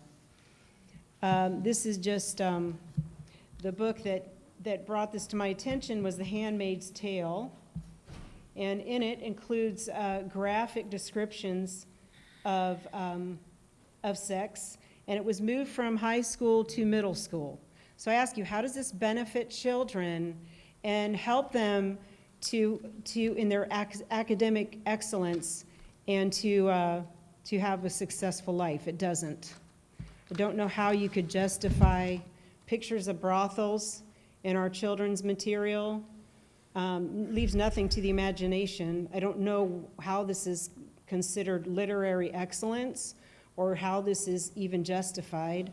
Rape scene, Handmaid's Tale, in our children's literature in middle school. How does this help prepare them for a better future? It doesn't. So I wish I could think of the quote by C.S. Lewis, but you educate men without morals and you make them but clever devils. That comes to mind. So where are the morals? Where's the character? We used to have character education years ago, but it seems missing, and along with the common sense of our leaders. So I ask you to reclaim common sense or resign from your positions. Thank you. Thank you. Is Rosemary Wilson out in the lobby? And Dee Lavandera is on deck.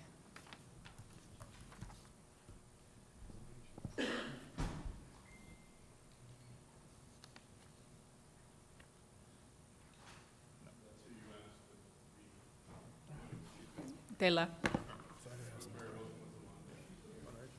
Okay. Come on in, Ms. Wilson.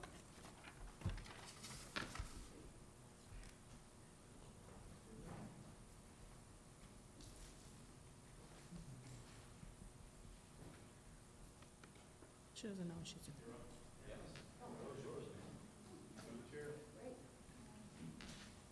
Thank you, I appreciate that. After all, you are the leadership, and I want to talk about the books, the obscene and depraved books, the perverted and corrupt books. Why are you supporting moral corruption? You all have a conscience. You're all mothers and grandmothers or grandfathers, wherever he is. Why are you supporting the destruction of the innocence of our children? Social emotional learning is a tool, as is critical race theory. Culturally rich, what has happened to the teaching of reading culturally rich books? What happened to teaching writing and arithmetic? Do you know what the standing is of our educational system internationally? It's a disaster. Why are we not improving education? Where does your responsibility lead you? If you are unable to determine right from wrong, or good versus evil and live in the dark side, the school board is not the place for you. The school board is not the place for you. If you intentionally violate the law, which you have, all of you have but one, then the school board is not the place for you. You're supposed to be an example to the children. If you intentionally violate the law, which you have, you don't belong on the school board. If you bully and deny parents the right to speak, you don't belong on the school board. If you are dishonest, lack integrity, then you don't belong on the school board. You are an example to the children. You lie, they lie, and evil prevails. Thank you. Thank you. Is Dee Lavandera here?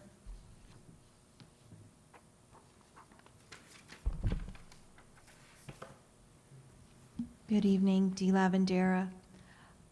I haven't met with really any of the school board members, and I probably should.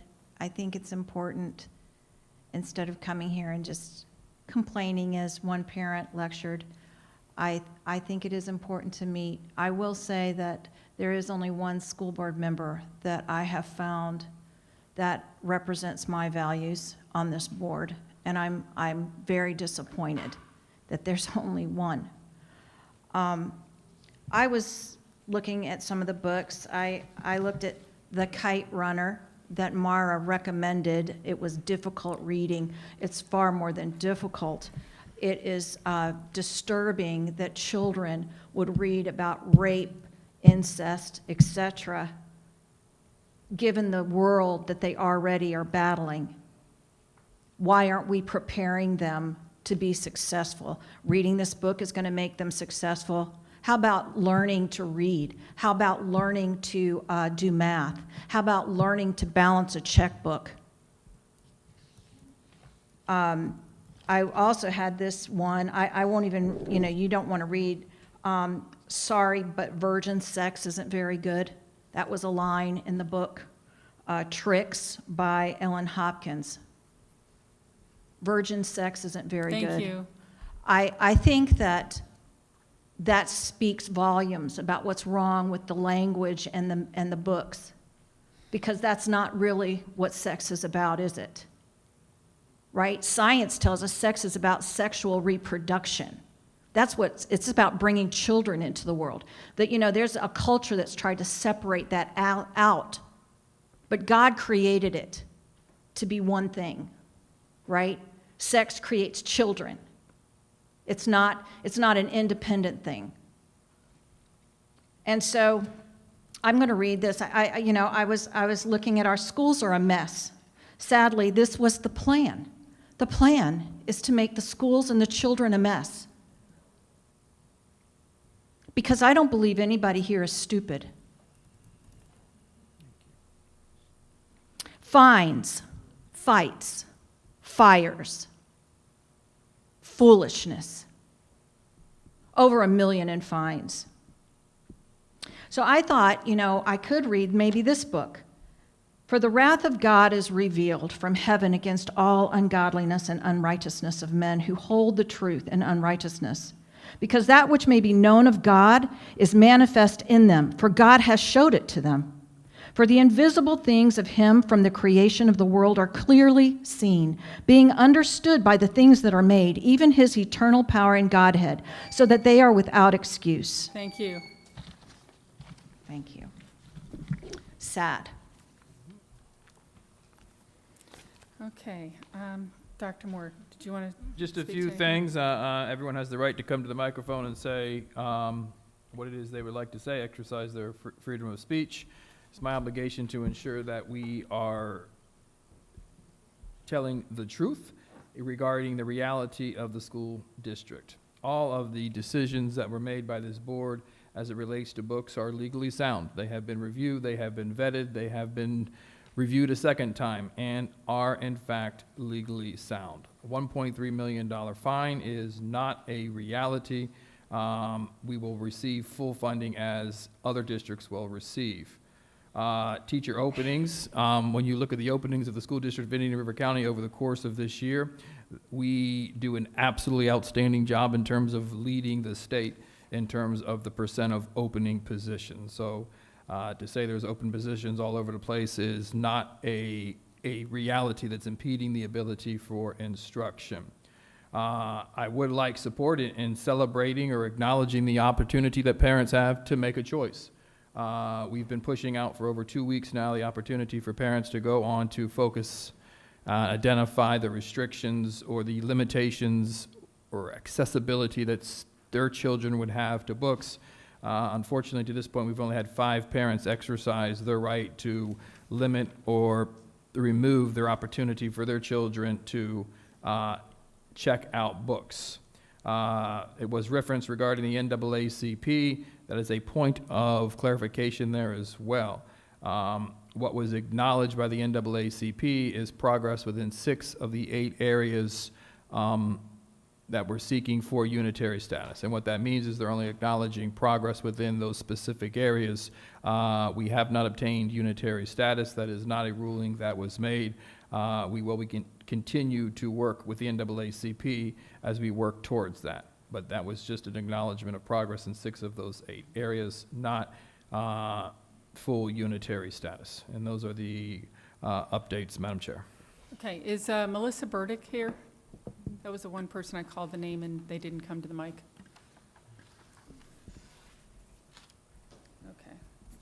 Okay.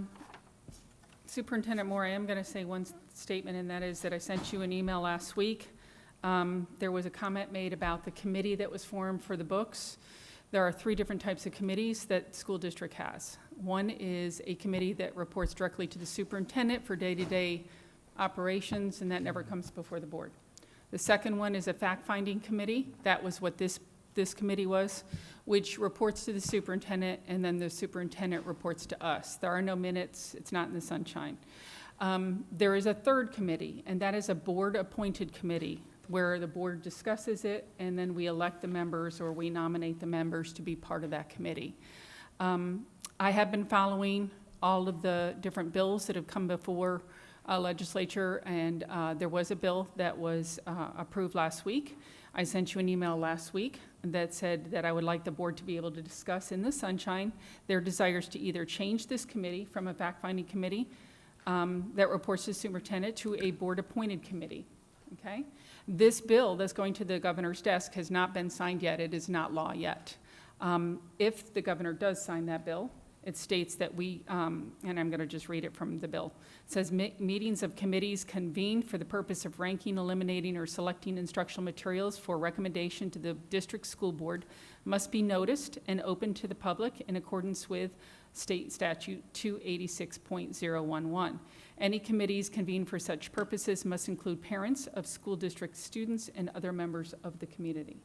So because of that, when we discuss this request, the bill will either be altered or voted down by the time we have another meeting. So at that point, I've asked the superintendent to put this on our next discussion item for us to discuss. Okay? Any other board members? Good? Okay. All righty. So moving on.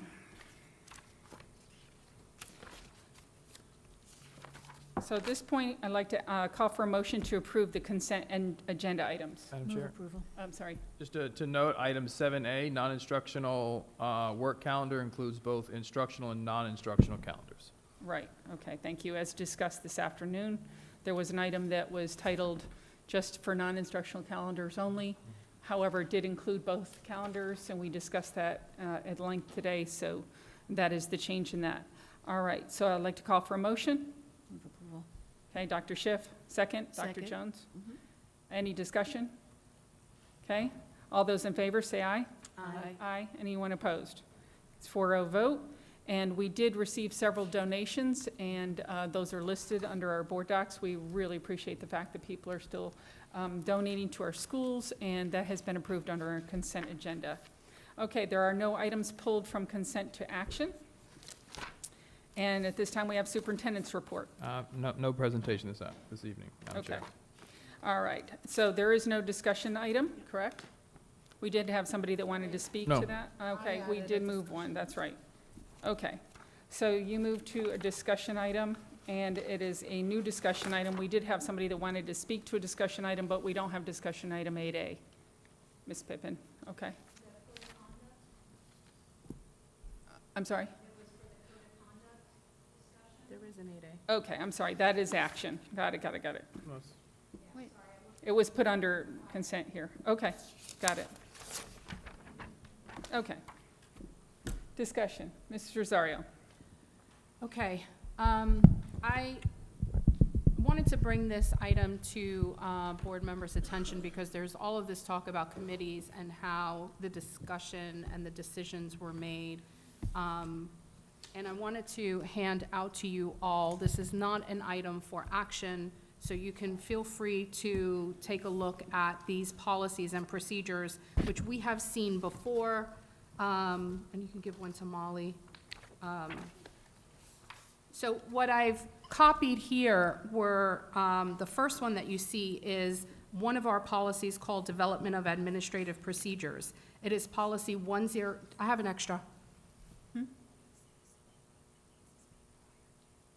For this item? This item wasn't on the agenda. That's why I asked that. I said we had an item for discussion. I was given this. This says 8A, that's why I asked Ms. Pippin. I also put in for discussion. Okay. That was thrown in the back, sorry. Okay, hold 1 second. So we didn't have a discussion item listed.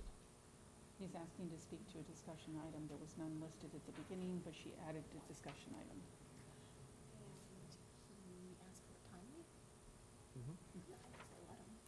Okay, sorry.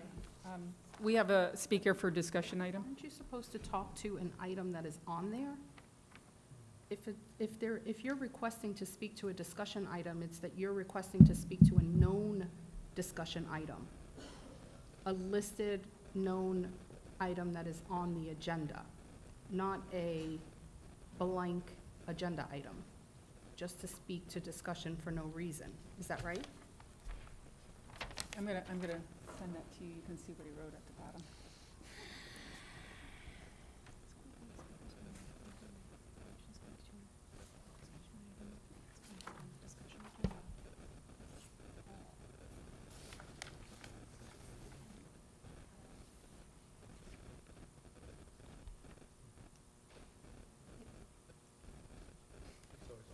Because this isn't citizen input. Yes, no, I understand, but from what I understand, this form was timely submitted, and it asked to speak to any board discussion item, and it looks like that's your procedure. You allow people to speak to your board discussion item, so I don't see why we wouldn't allow it in this instance. On the bottom. Okay. So, just to clarify, when citizen input was submitted, there was no discussion item. That item was added before we approved the agenda. So what I hear you saying is somebody can put in to speak to any discussion item that might happen. Likewise, they could do any action item that might happen without it being clear that there will be any item or what that item is about. Is that, wow, okay. Robert's rules, we're good? So, okay, so anybody can at any time submit to speak to an item that does not, at the time of submission, exist, however might exist later. You're asking me, it looks that way based on your form that you allow people to do that, so it appears to be properly filled out and timely submitted. I understand that it wasn't a discussion item at the time, in which case if we had no discussion items, then I guess there would be no speaker input either. I think there's a possibility that Show that to her right there. As printed. It's printed on the discussion agenda. I want to make sure that we're accurate. Yep, right, absolutely. Okay, it says as printed on the discussion agenda. on the discussion agenda. I see. Okay. Okay, yeah, I see. So thank you for pointing that out to me. I haven't looked at this form before. This says that you wish to speak to a discussion item as printed on the discussion agenda, so there wasn't anything printed there. So then there would not be an ability to provide input. So then our speech is restricted when a board member at a meeting puts an item, we don't get a chance to speak upon it, Madam Attorney? Is he allowed to question the attorney? Yeah, hold on. What would you like to do? It's your meeting, Madam Chair. I understand. I'm checking with our attorney, please. Thank you. So the way that I am reading your form, looking at it now, I would say that it would not allow for somebody to submit for an item if none exists. So for example, our action agenda, it looks like we have no items on it. So if somebody asked to speak to something, they wouldn't be able to because there was no item. So same thing for discussion. Since there was no item listed on here, it was added afterwards, you would not be able to submit a speaker form for something that was not on the agenda. No problem. We'll take care of that.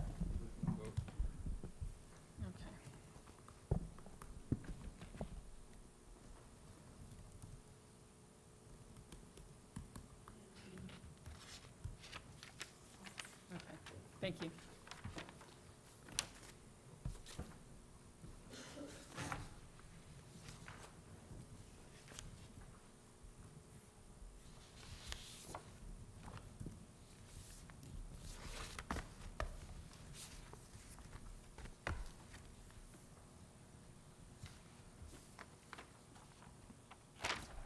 Okay. Mr. Zario, discussion item, go ahead. Okay. What you have in front of you are some policies and procedures that we have had in board docs. The first policy is 1030.01. It is the development of administrative procedures, our policy on developing administrative procedures in our district. It's pretty fairly, simply stated, the superintendent has the authority to determine whether administrative procedures will be needed and implemented for each of our policies. However, when you keep reading further downward, you will see that all administrative procedures shall be consistent with adopted policies and shall describe the manner in which those policies are to be implemented. The last paragraph also indicates that if a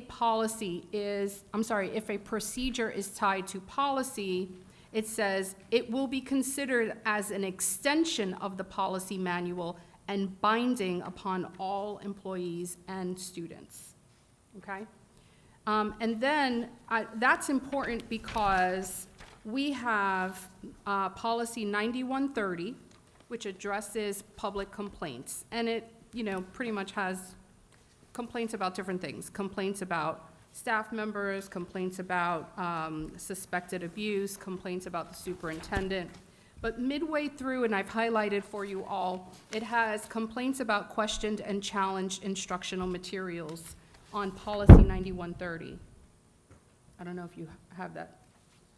When you find policy 9130, there should be, it looks like this.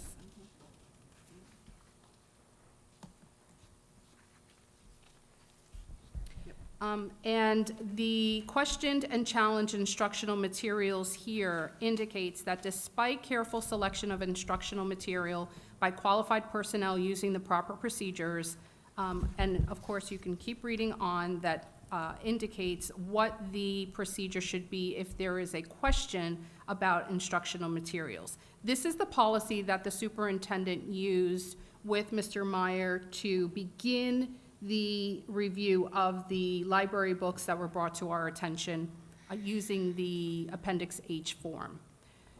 If you look at letter C in that section, it says that there should be, letter B.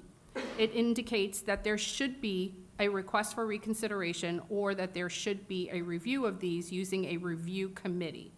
The review committee will make a recommendation to the superintendent. The superintendent will then submit his or her recommendation with respect to the request for consideration of materials to the board, and the board shall make a final decision on the disposition of the request for reconsideration. To the fullest extent provided by the law, the decision of the board on the request of the reconsideration of materials shall not be considered a final agency order pursuant to Florida Statute 120.68.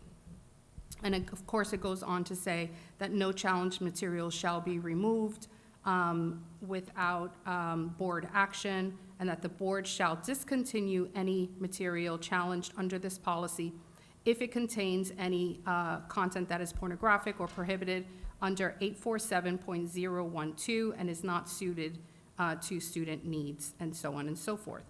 It indicates there for challenges to or complaints regarding instructional materials, please see policy 2520. That is the selection and adoption of instructional materials policy. You also have that policy there too.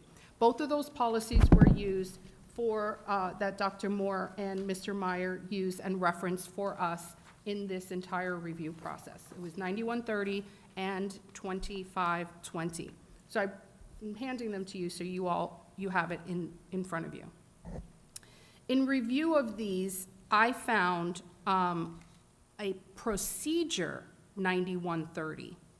In board docs, we have procedure 9130. You have it in front of you as well. I gave you a copy. It is, because then I started questioning about this review committee. What is this review committee supposed to do? The review committee is indicated here on procedure manual, or the procedures 9130. It is the complaint review committee procedures. So what is the committee supposed to do? Well, here it is. This is not indicating whether it is a board committee, as Mrs. Berenberg mentioned earlier. It's just saying it is a review committee in general. But what's interesting that I found out is that our procedures were not followed. The following procedures should be used by the committees formed to review complaints. And that was the complaint review that Dr. Moore was using. I'm saying Dr. Moore, obviously, as superintendent in the review procedure, or Mr. Meyer, either one. So if this committee was doing all of these things, then we would be following our own printed and adopted procedures. The complaint committee the committees to review these complaints are supposed to do A, follow Robert's Rules of Order for conducting their meetings. The district media specialist and the secretary selected by the committee will meet to review the documents prior to the initial meeting. And then it indicates what's supposed to happen at the first meeting. And in the first meeting, copies of the petitioner's statements are supposed to be distributed, copies of the materials are supposed to be distributed, copies of any other relevant materials are supposed to be distributed. There should be an oral presentation of the district staff, and then there should be at least 15 minutes to be available for the petitioner to present on the item being, having a complaint. At that point, there is a second meeting that should happen. In the second meeting, the committee discussion, or the committee should discuss. The petitioner may be present. And by the way, the petitioner is the person writing the objection, may be present to observe, but may not participate in the deliberations. There should be a simple vote, and that balloting will be written and confidential. There also should be minutes taken. The vote will then be forwarded to the superintendent for his or her review and decision. At that point, then, the superintendent, minutes of each meeting will be kept by the secretary and distributed to the petitioner, whomever that might be, to the committee, and to the superintendent. The petitioner may appeal the decision of the committee to the school board, who will have access to all materials made available to the committee, and so on and so forth. So I brought this to the attention of the superintendent. I brought it first to Mrs. Shattuck's attention. She agreed.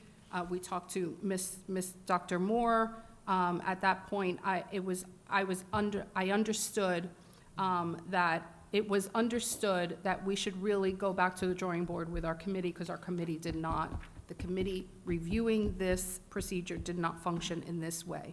And this was already our procedures in our board docs. At that point, Dr. Moore called up some lawyers in Miami, called up his ex-boss, called up Neola, and Neola is the organization who actually recommends our policies to us, as you all know, through the legislative process and makes recommendations to us. They don't decide our policies and our procedures, they make recommendations, and it's up to the board to approve the policies and the procedures. Now, if you'll notice, just a little note, this procedure here is directly tied to the Policy 9130 because of the actual title, right? Policy 9130, titled Public Complaints, Administrative Policy 9130, titled Complaint Review Committee Procedures. It is also dated, the last time it looks like it was updated was 2014. It says adopted October 1st, 2014. So it's been a while since it's been updated. Whether we agree with what's on here or how the committee should have functioned is really not, has not been a topic of discussion. What we found out since was that there was an email that we all received from Dr. Moore let me get it. You all received the same email through Mrs. Dampierre on February 25th. And that letter came from Amanda Clapp, who is the president and board chair of Neola. And she basically said the same exact thing, that superintendents have, as the other recommended attorneys did to him as well, that superintendents have the procedural rights, I believe that's how it was worded, Dr. Moore, procedural rights to create procedures to run the district. And however, if we already have a procedure in place that is tied to policy, then that is legal and binding. In this case, we already have a procedure in place that is tied to policy. A recommendation to change that procedure did not occur. We did not receive an opportunity to change this procedure. We should have followed this procedure, whether we liked it or not, and then, or this board should have voted to put a hold on that until a new recommendation for a new procedure came to us, voted that in, and then move forward with how that committee should be run. But right now, as it stands, this review committee for instructional materials, including library books, because complaints came in through this process, was not followed. Now, you're going to hear, board members, that it was followed, that everything is legal and sound and binding. But there are several people who are looking into this on the legal front who will argue differently. Our selection and adoption instructional materials review was the other policy that I gave you, 2520. That's not necessarily a topic right now to discuss, but it's important for you all to take a look at the second page of that policy, because that policy indicates what is the non-state adopted instructional materials review. The non-state adopted. So not the math adoption review procedures, not like what happened last year with the ELA, but the non-instructional or non-state adopted, which would be library books, media center, resources, or anything else.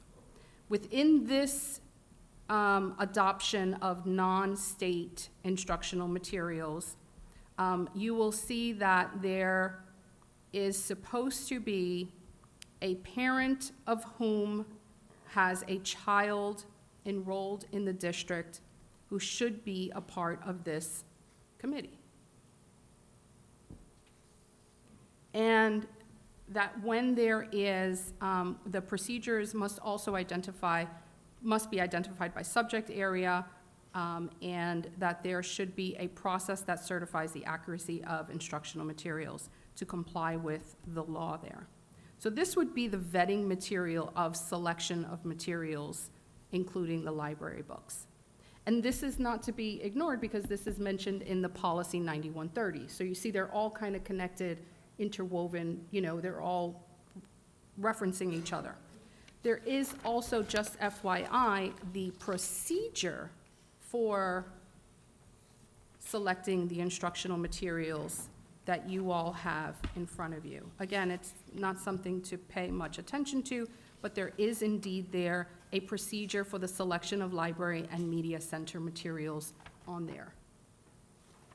The procedure for selecting library and material and media center materials includes several books that I found are not available in schools, even though it is in our procedures tied to a policy.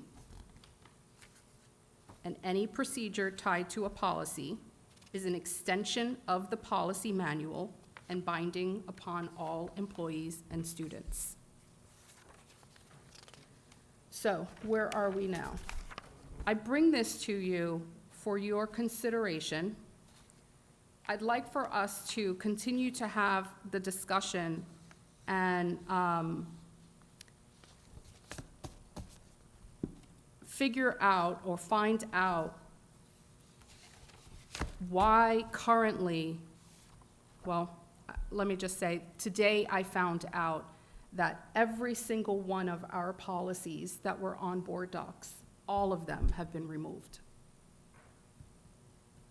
All of them, without our knowledge, without our notice, without an email, without an update, without anything. All of them. Many of them are tied to policy. And if they're tied to policy, they are legal and binding. I requested of the superintendent to explain why they're not there. I thought I was clicking the wrong button. And he said that he sent them all back to Neola for Neola to review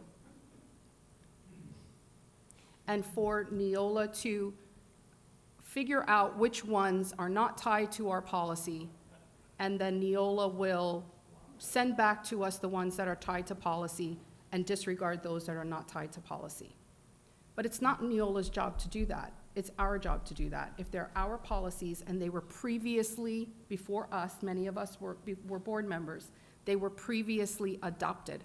At some point, they were adopted. I'm going to go back to the policy 1030.01.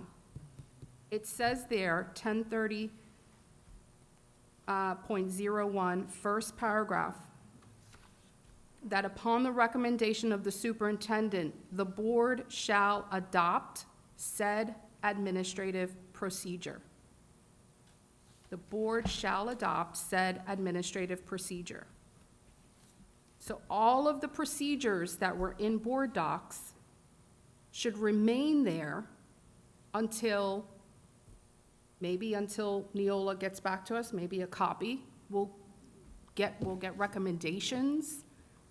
But at this point, our procedures should not be removed from board docs. I see them all here. I'm not sure what you're referring to. I'm searching every policy you have here, and I'm finding them on board docs. No, the procedures, not policy, procedures. Go into board docs, click that little down arrow. Under policy? I'm under policies right now. You'll see all the policies, the procedures were removed. Okay. So It's been what- longer than 10 minutes, so, this isn't an action item. okay. What's in there is an action item. This is a discussion, not an action item. So we don't really, I don't have all the information, and neither do you all. I think it's prudent for you all to have further discussion with the superintendent at this point. What I would like is support from the board to direct the superintendent to put back the procedures that are there. One of the reasons why I'm asking that is because we recently today received a contest, what is it, someone is challenging our It's an appeal. appeal, thank you, I missed the word. someone has put in an appeal. Now, in light of transparency, if anybody wanted to look for this policy, they can't find it because they've all been removed. How are we being transparent in that case? And what was mentioned in that appeal is the exact policy that I gave you all. I'm sorry, the exact procedure that I gave you, the procedure AP 9130.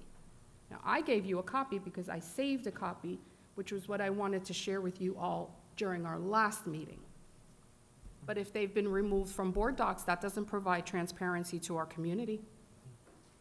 We need to have all of them put back on here and then have further discussion with the superintendent, maybe at an open meeting, so that we can discuss the issue of policies and procedures in general. Thank you. Okay. Anyone else want to comment? Dr. Jones? Well, I'd like to hear from Dr. Moore first. Yeah. Through the chair, this is the same presentation I gave when you approved the item. And as I said then, procedural rights belong to me. And because there is a procedure in a manual referenced by Neola, doesn't mean that defines how I run or operate the district. And if this board wants to have a CEO operate the district from someone who's just implementing some generic, outdated, inappropriate procedures, then good luck finding that person, but it's not me. It's not me. This is the conversation Ms. Rosario has had with me. This is a conversation Ms. Rosario has had with the board attorney. It is inaccurate, and it is wrong. Those procedures were my right. We looked at those procedures, and we followed and developed a much more comprehensive approach. We did not use the procedures that were outdated from 2014 to a policy that was updated in 2018. So a lot of the things in which Ms. Rosario was referencing was not followed because that's not the procedure that I implemented. So when you look at how I operated with consistency and transparency over the last 4 months on how we were going to put the committee together, how it was going to be run, and how it was going to be implemented. So there is no concern or issue from my mind regarding was this done correctly, was it done with fidelity. Those are procedures, and procedures that are not being used to operate or run the district should not be present. Now, when a policy reference procedures, it's going to specifically reference it within the actual policy. And that policy does reference procedures. And it gives, I think it's A, B, C, or A, B, is it 4 steps, Mr. Meyer? 3 steps. That absolutely contradict the procedure that you just mentioned. Contradicts it because it's outdated. So I have no issues. Those who are pursuing legal action, pursue it. Because what we did was legally sound. This is a conversation we've already had. So if the board chooses to do something, the board chooses to do something. But the board should have every level of confidence that the appropriate process was followed. I don't know if the attorney has anything to add.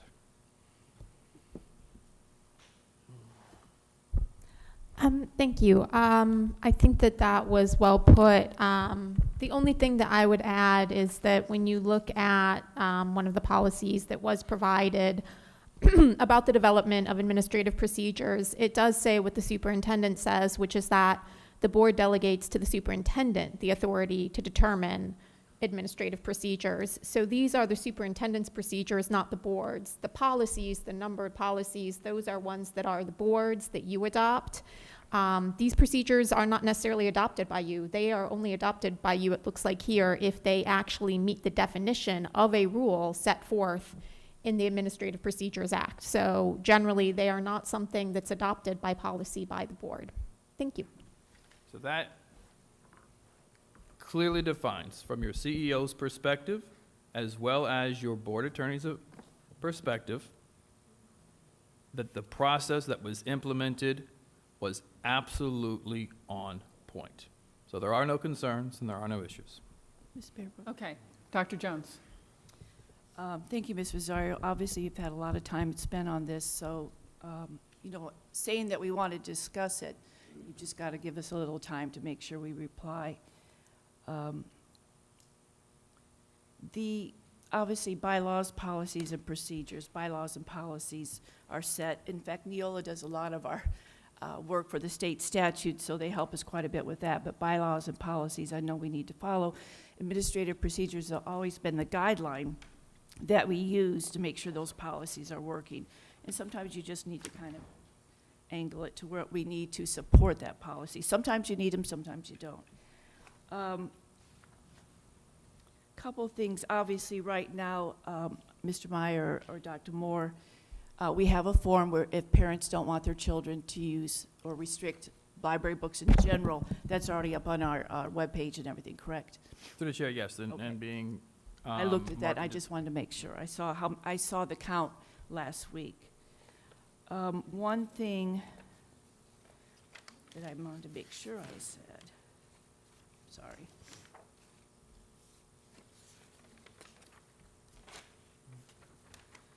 Under question and challenge instructional materials,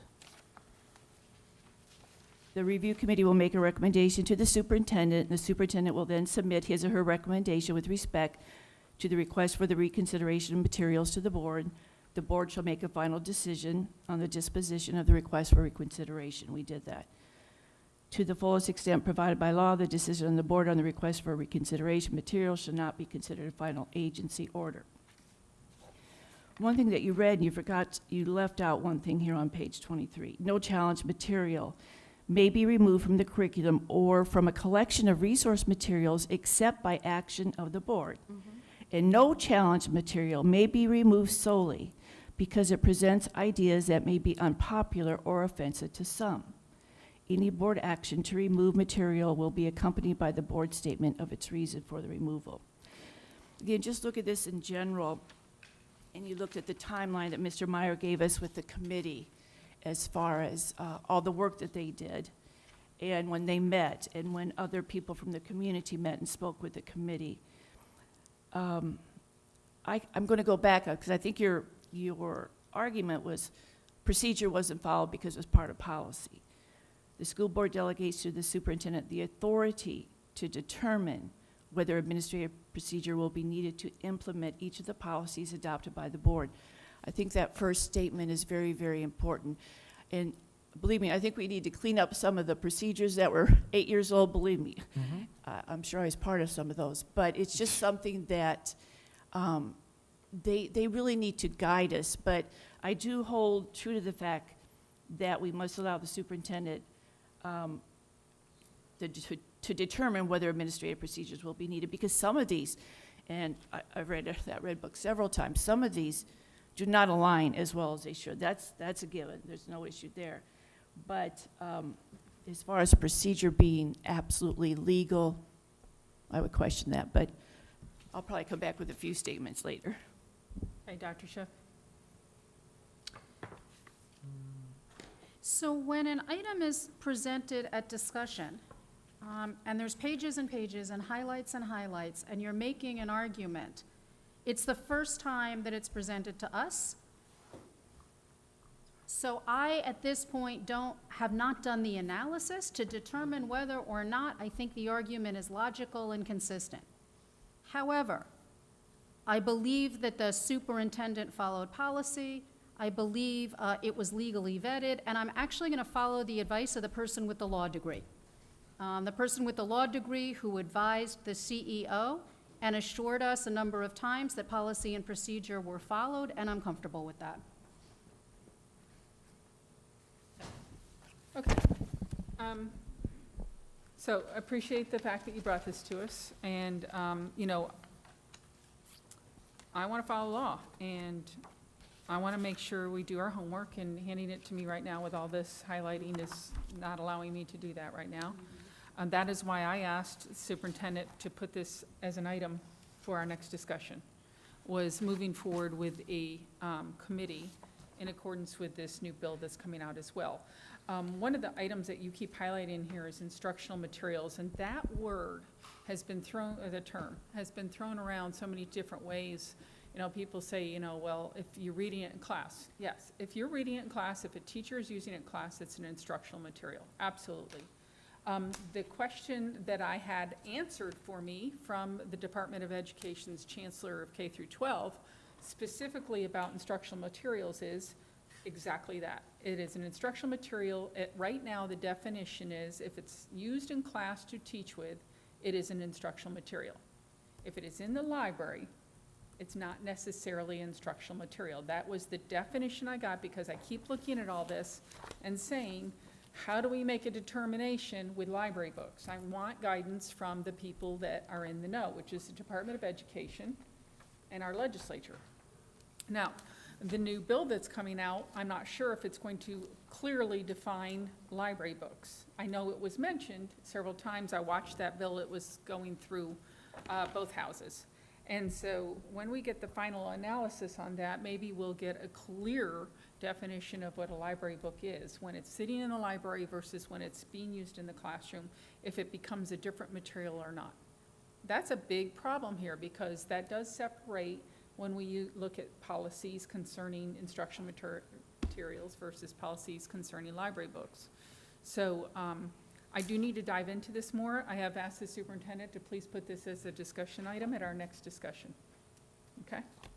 But you're talking about the committees, to put as a discussion item regarding committees, the creation of committees. That's separate from what I'm proposing for you all. I'm not asking anyone to make a decision today. This was discussion. I'm bringing this to your attention so you can read everything, digest it, as I mentioned earlier, have a further conversation with the superintendent. What I presented was not wrong. It was exactly how it occurred. And what the problem here is that without our knowledge, as we are the board elected officials of this district, procedures that are tied to policy are an extension of the policy manual and binding upon all employees and students and have been previously adopted as administrative procedures by previous boards, if not by us. I agree there are inconsistencies with the procedures and the policies. I agree with that. I'm not disagreeing. Some of the things that you see in those procedures just don't jive well with the policy, and it makes sense to review them and to revise them. But right now, that was not brought to our attention. It was actually was brought to my attention. Well, it wasn't brought to our collective attention that a procedure did not jive with the policy, and instead, let's put a halt and a pause in everything that's going on now until we can review this procedure so that moving forward, we are on the same page with a new procedure for the review of library books and materials, or any policy for that matter. Instead, what happened was a total removal of every single policy that was in our board docs. I'm sorry, procedure. A total remover of every single procedure that was in our manual, in board docs. That is shocking. I guess my question, Ms. Rosario, with you bringing this up, what is your desired outcome? That we just make sure that procedures are aligned to policy, or we do the whole adoption or the whole committee with library book removal? What were you looking for? As it stands right now with the procedures that we have in place, we should go back to the drawing board and follow the procedures that we have in place until this procedure is reviewed or revised or edited or brought to us for approval. We should go back to the drawing board and start all over again. If that is not the case right now, I think the most important thing that was brought to my attention with the removal of the procedures is put the procedures back up there. So we have a chance, you all have a chance to look at them. So you all have a chance to pull a procedure and compare before you have your next conversation with the superintendent. So you are fully aware of what is there. Okay. Can I ask superintendent, I'm going to ask the superintendent to discuss why that was taken down. I did question him about that because I was aware of that as well. The procedures are not aligned to our manuals. They're not aligned to our flow of work that we have created over the last 2 years and probably the 3 or 4 years before that. These are procedures that are created by an outside entity that are absolutely unequivocally not aligned to the procedures or manuals or workbooks that we currently use. They are absolutely disconnected and created by somebody else. They are not policy. When there is a procedure that is specifically listed in policy, that is obviously, it's part of policy. That's what I have to follow. When it is not, to put them back up and to say that that is the way in which we run the system, you don't need me. You don't need a CEO. You can just, run that playbook. But once again, that's not the way to lead and run and govern. So those procedures are the purview of the superintendent.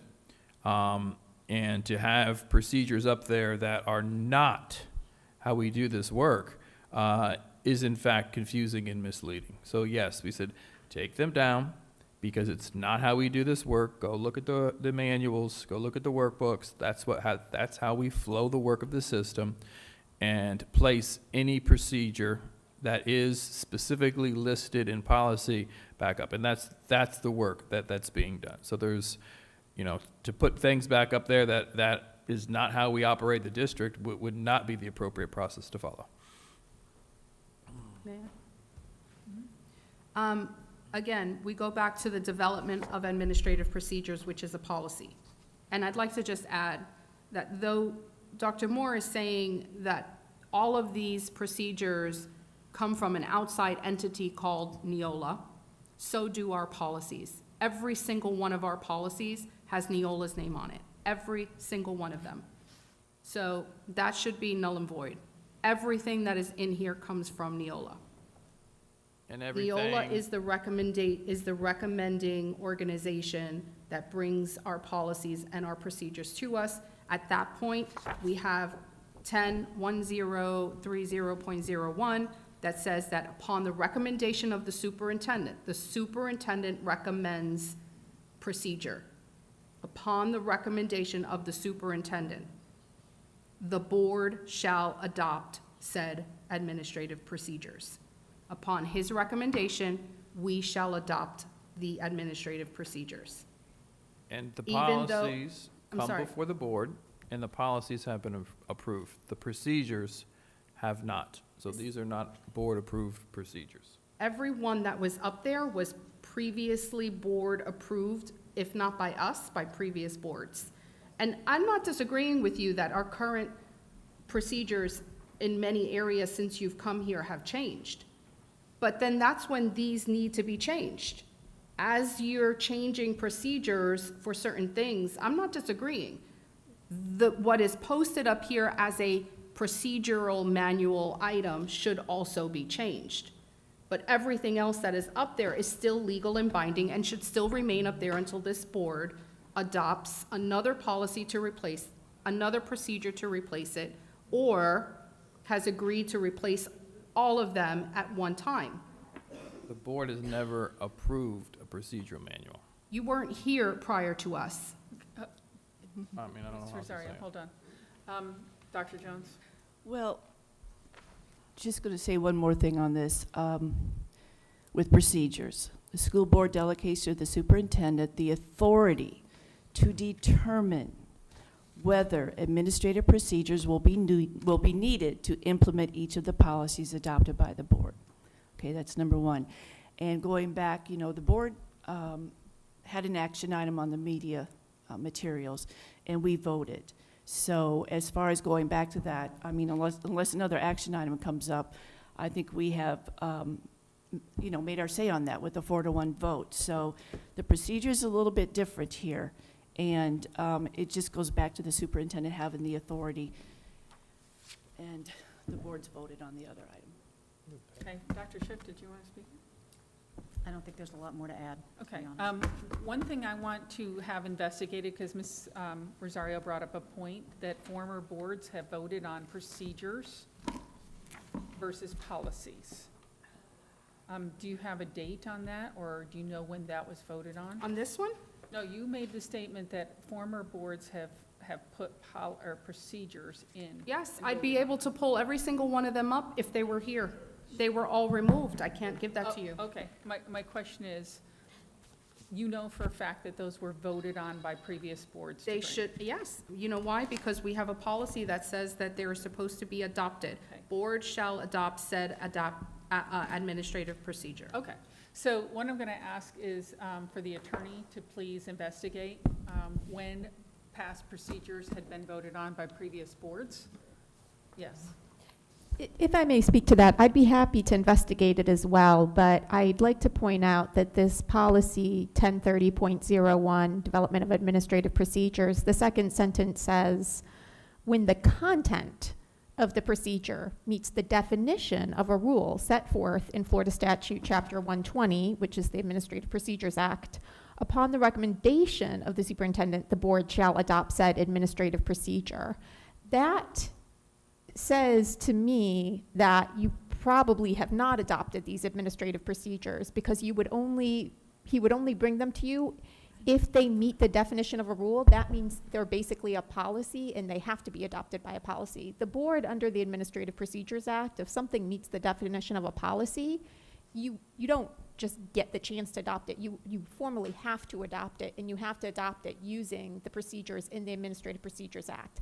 That is not true for your procedures. Having said that, you can't just label something a procedure that's really a policy as a way of getting around adopting it. But here, you already have a policy. So that shows that you've adopted one as a policy, Right. and the other one shouldn't be adopted. It should just be the superintendent's administrative procedure for implementing the policy.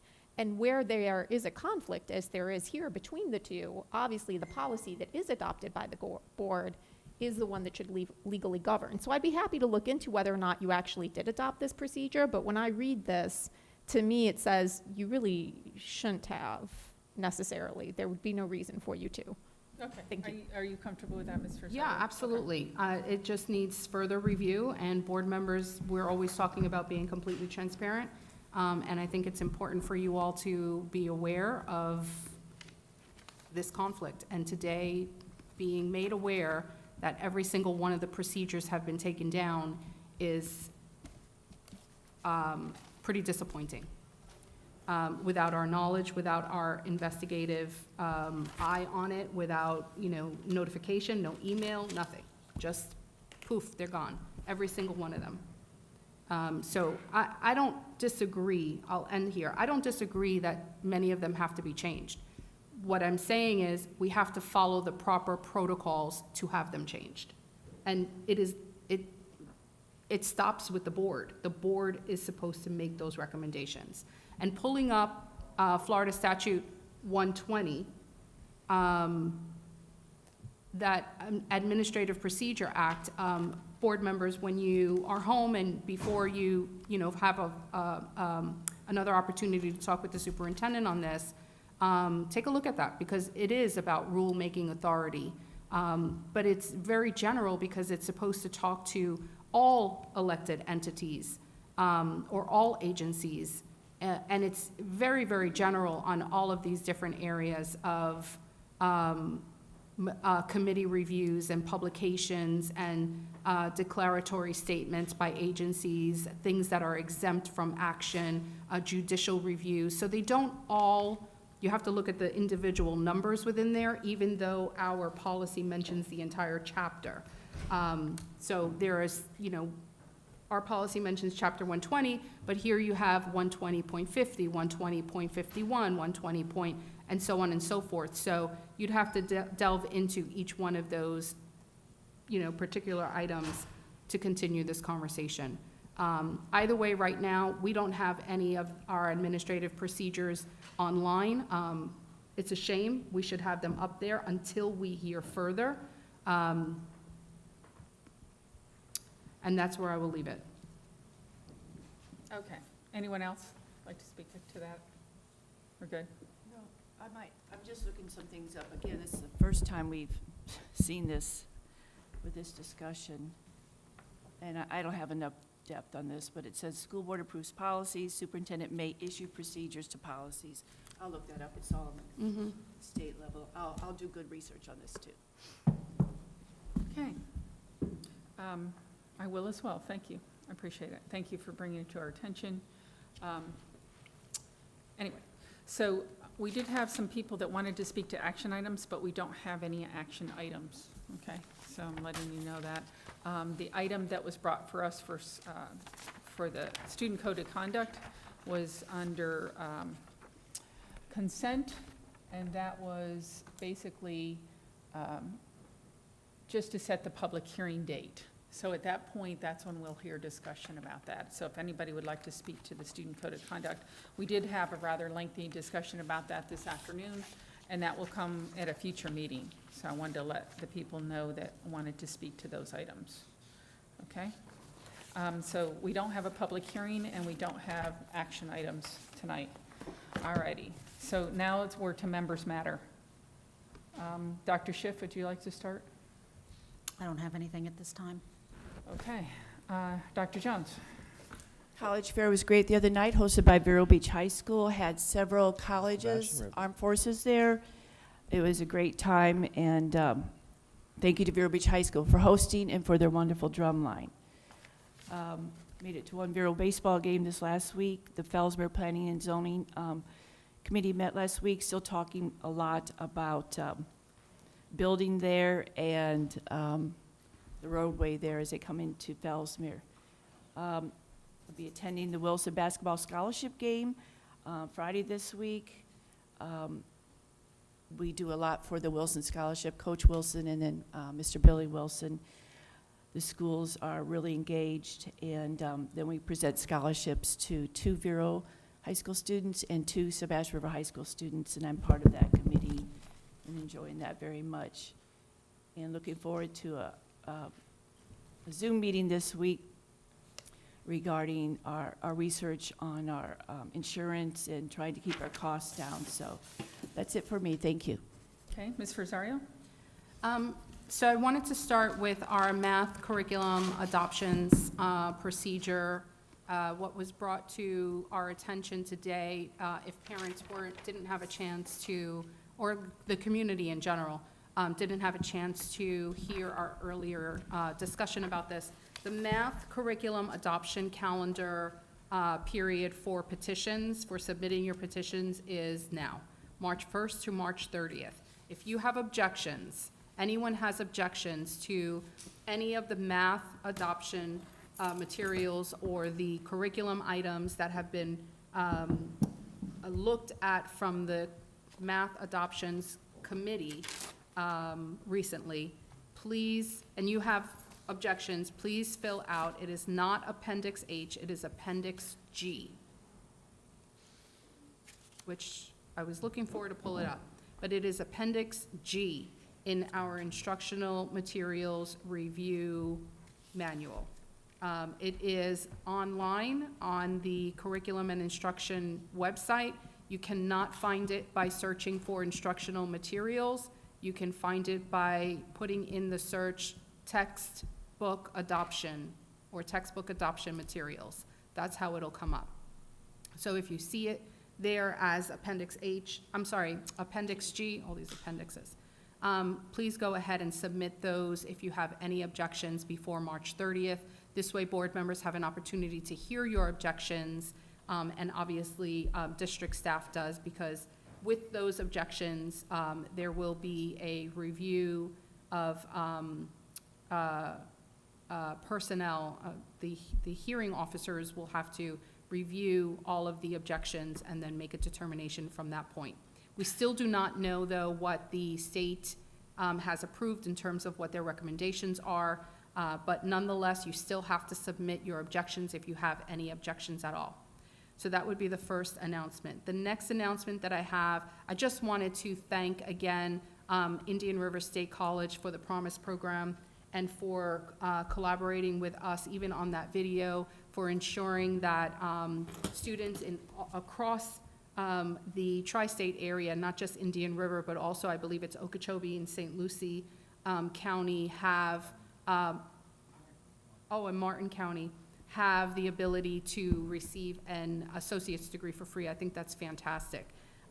For those who are in public school, though they wouldn't be watching our meetings, private school, I believe that might be added later on. We received a flyer that I'm not sure others have seen. It should be on our website. On Wednesday, March 16th, we are going to have a virtual career fair.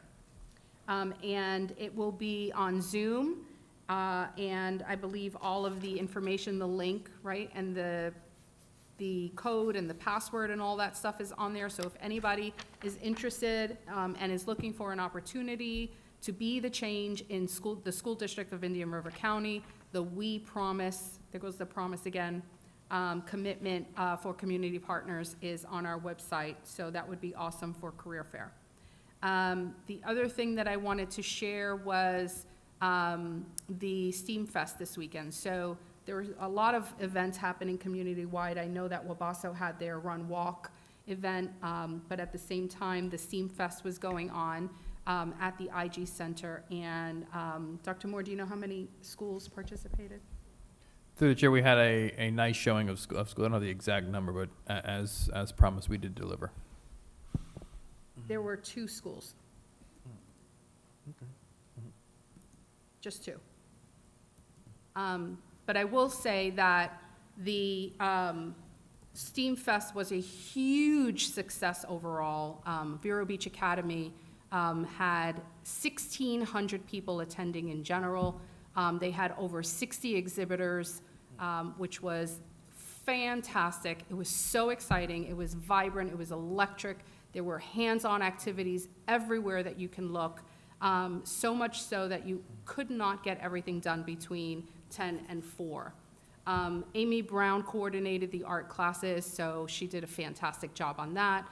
Angela Hicks taught 4 classes. Sophia Stravinsky taught 2. Diana Gatlin taught 2. Now, these are people who are a part of Vero Beach Academy, which is not a public school here, but in the community, they are a homeschool co-op who put this event on, and they did an amazing job. This is their annual event, so I'm excited about everything that they do. They have put lots and lots of work into it, and it really turned out to be fantastic. So I'm glad for them. Congratulations to them, and I wanted to thank them publicly for inviting the School District of Indian River County to be a part of their event, and hopefully in the future we'll have a greater turnout, because I know in the past we have had a greater turnout previous to this past Saturday. Other than that, that's it. Was that a free event? No, it wasn't. It was $6. Okay. For the community? Yeah. Yeah, $6. All right. My turn, I guess. So college night at the mall, I thought was both high schools, correct? It was both high schools. Okay. Vero hosted. Yeah. Oh, okay. It was great. And walking around talking to all the different college vendors, they were very excited about the turnout because of the last 2 years, having it being on Zoom and whatever else. It was nice to be back in person. So we appreciate all that happened to make that happen. Zoning and planning, Indian River County Zoning and Planning is what I sit on. They've had the visioning workshop, which if the community doesn't know, you want to pay attention to, because there's a lot of discussion about the growth of Indian River County going west and the potential of what could happen. So make sure you're paying attention to zoning and planning and Indian River County Commission. I think that's going now, the visioning workshop is now going to the MPO. And so that's the next place that it will show up is the MPO meetings. And then Agnes Peoples Scholarship deadline has come to pass, and Big Sister Nancy has been on it, so we appreciate that. And we have a good showing of number of candidates, so we'll be looking at those this month. And then I'm going to do, because Dr. Cowie's still sitting here, I want to tell her, thank you so much for that Family Fun Festival. You know, it was really great. I'm still hearing about it from different people, and so I'm looking forward to future events for that, so thank you. And again, it's Pi Day, and if you don't know what Pi Day is, it's 3/14, which is pi. So, and not like pie you eat, math pie. So with that, I'm all done, and Superintendent, any closing? We just may have had 2 schools. We had a number of teachers, as Ms. Rosario just referenced, who were actually giving of their time presenting and doing that kind of work. Just want to acknowledge we have spring break coming up, and I would hope and pray everyone has the opportunity to spend time with their families, disconnect, and really take a break and use spring break for exactly as it was intended, just to disconnect, spend time with family, rest up. When we come back for the remainder of the school year, we will hit the ground running, high expectations in terms of what academic outcomes will look like and what we're looking to accomplish. And at the end of the day, I think what's going to happen here in Indian River County, I know what happened here in Indian River County will be trend-setting in terms of academic outcomes in the midst of what has been an extremely, extremely hard 2 years in public education. So that's all I got. Enjoy your spring break. Can you mention summer school, summer opportunities for when people come back from the break, please? We will be pushing out summer. One of the items that was discussed this afternoon was summer programming, as well as our camps that we offer. So going into next week and after the break, there'll be a great deal of pushing out information to find summer programming for your child. And we have offerings across the board, so more information to come on that. Ms. Beerbrook. Yes. Sorry, I usually get to the Wabasso 5K. I was not able to this year, but I did sponsor 2 students. I know Mr. Colstead and his team did a great job. Dr. Moore, did you make it up there? Or? I strained an ankle on the way. Anyway, I know that you're talking about going, but that is a wonderful, wonderful program or fundraiser for our students there. So, Yeah, the weather was looking not so I know, great, I so know, I was I know. heading up there, so that was interesting that they were still running on that. All right, at this point, unless anybody objects, this meeting is adjourned at 8:06. Thank you.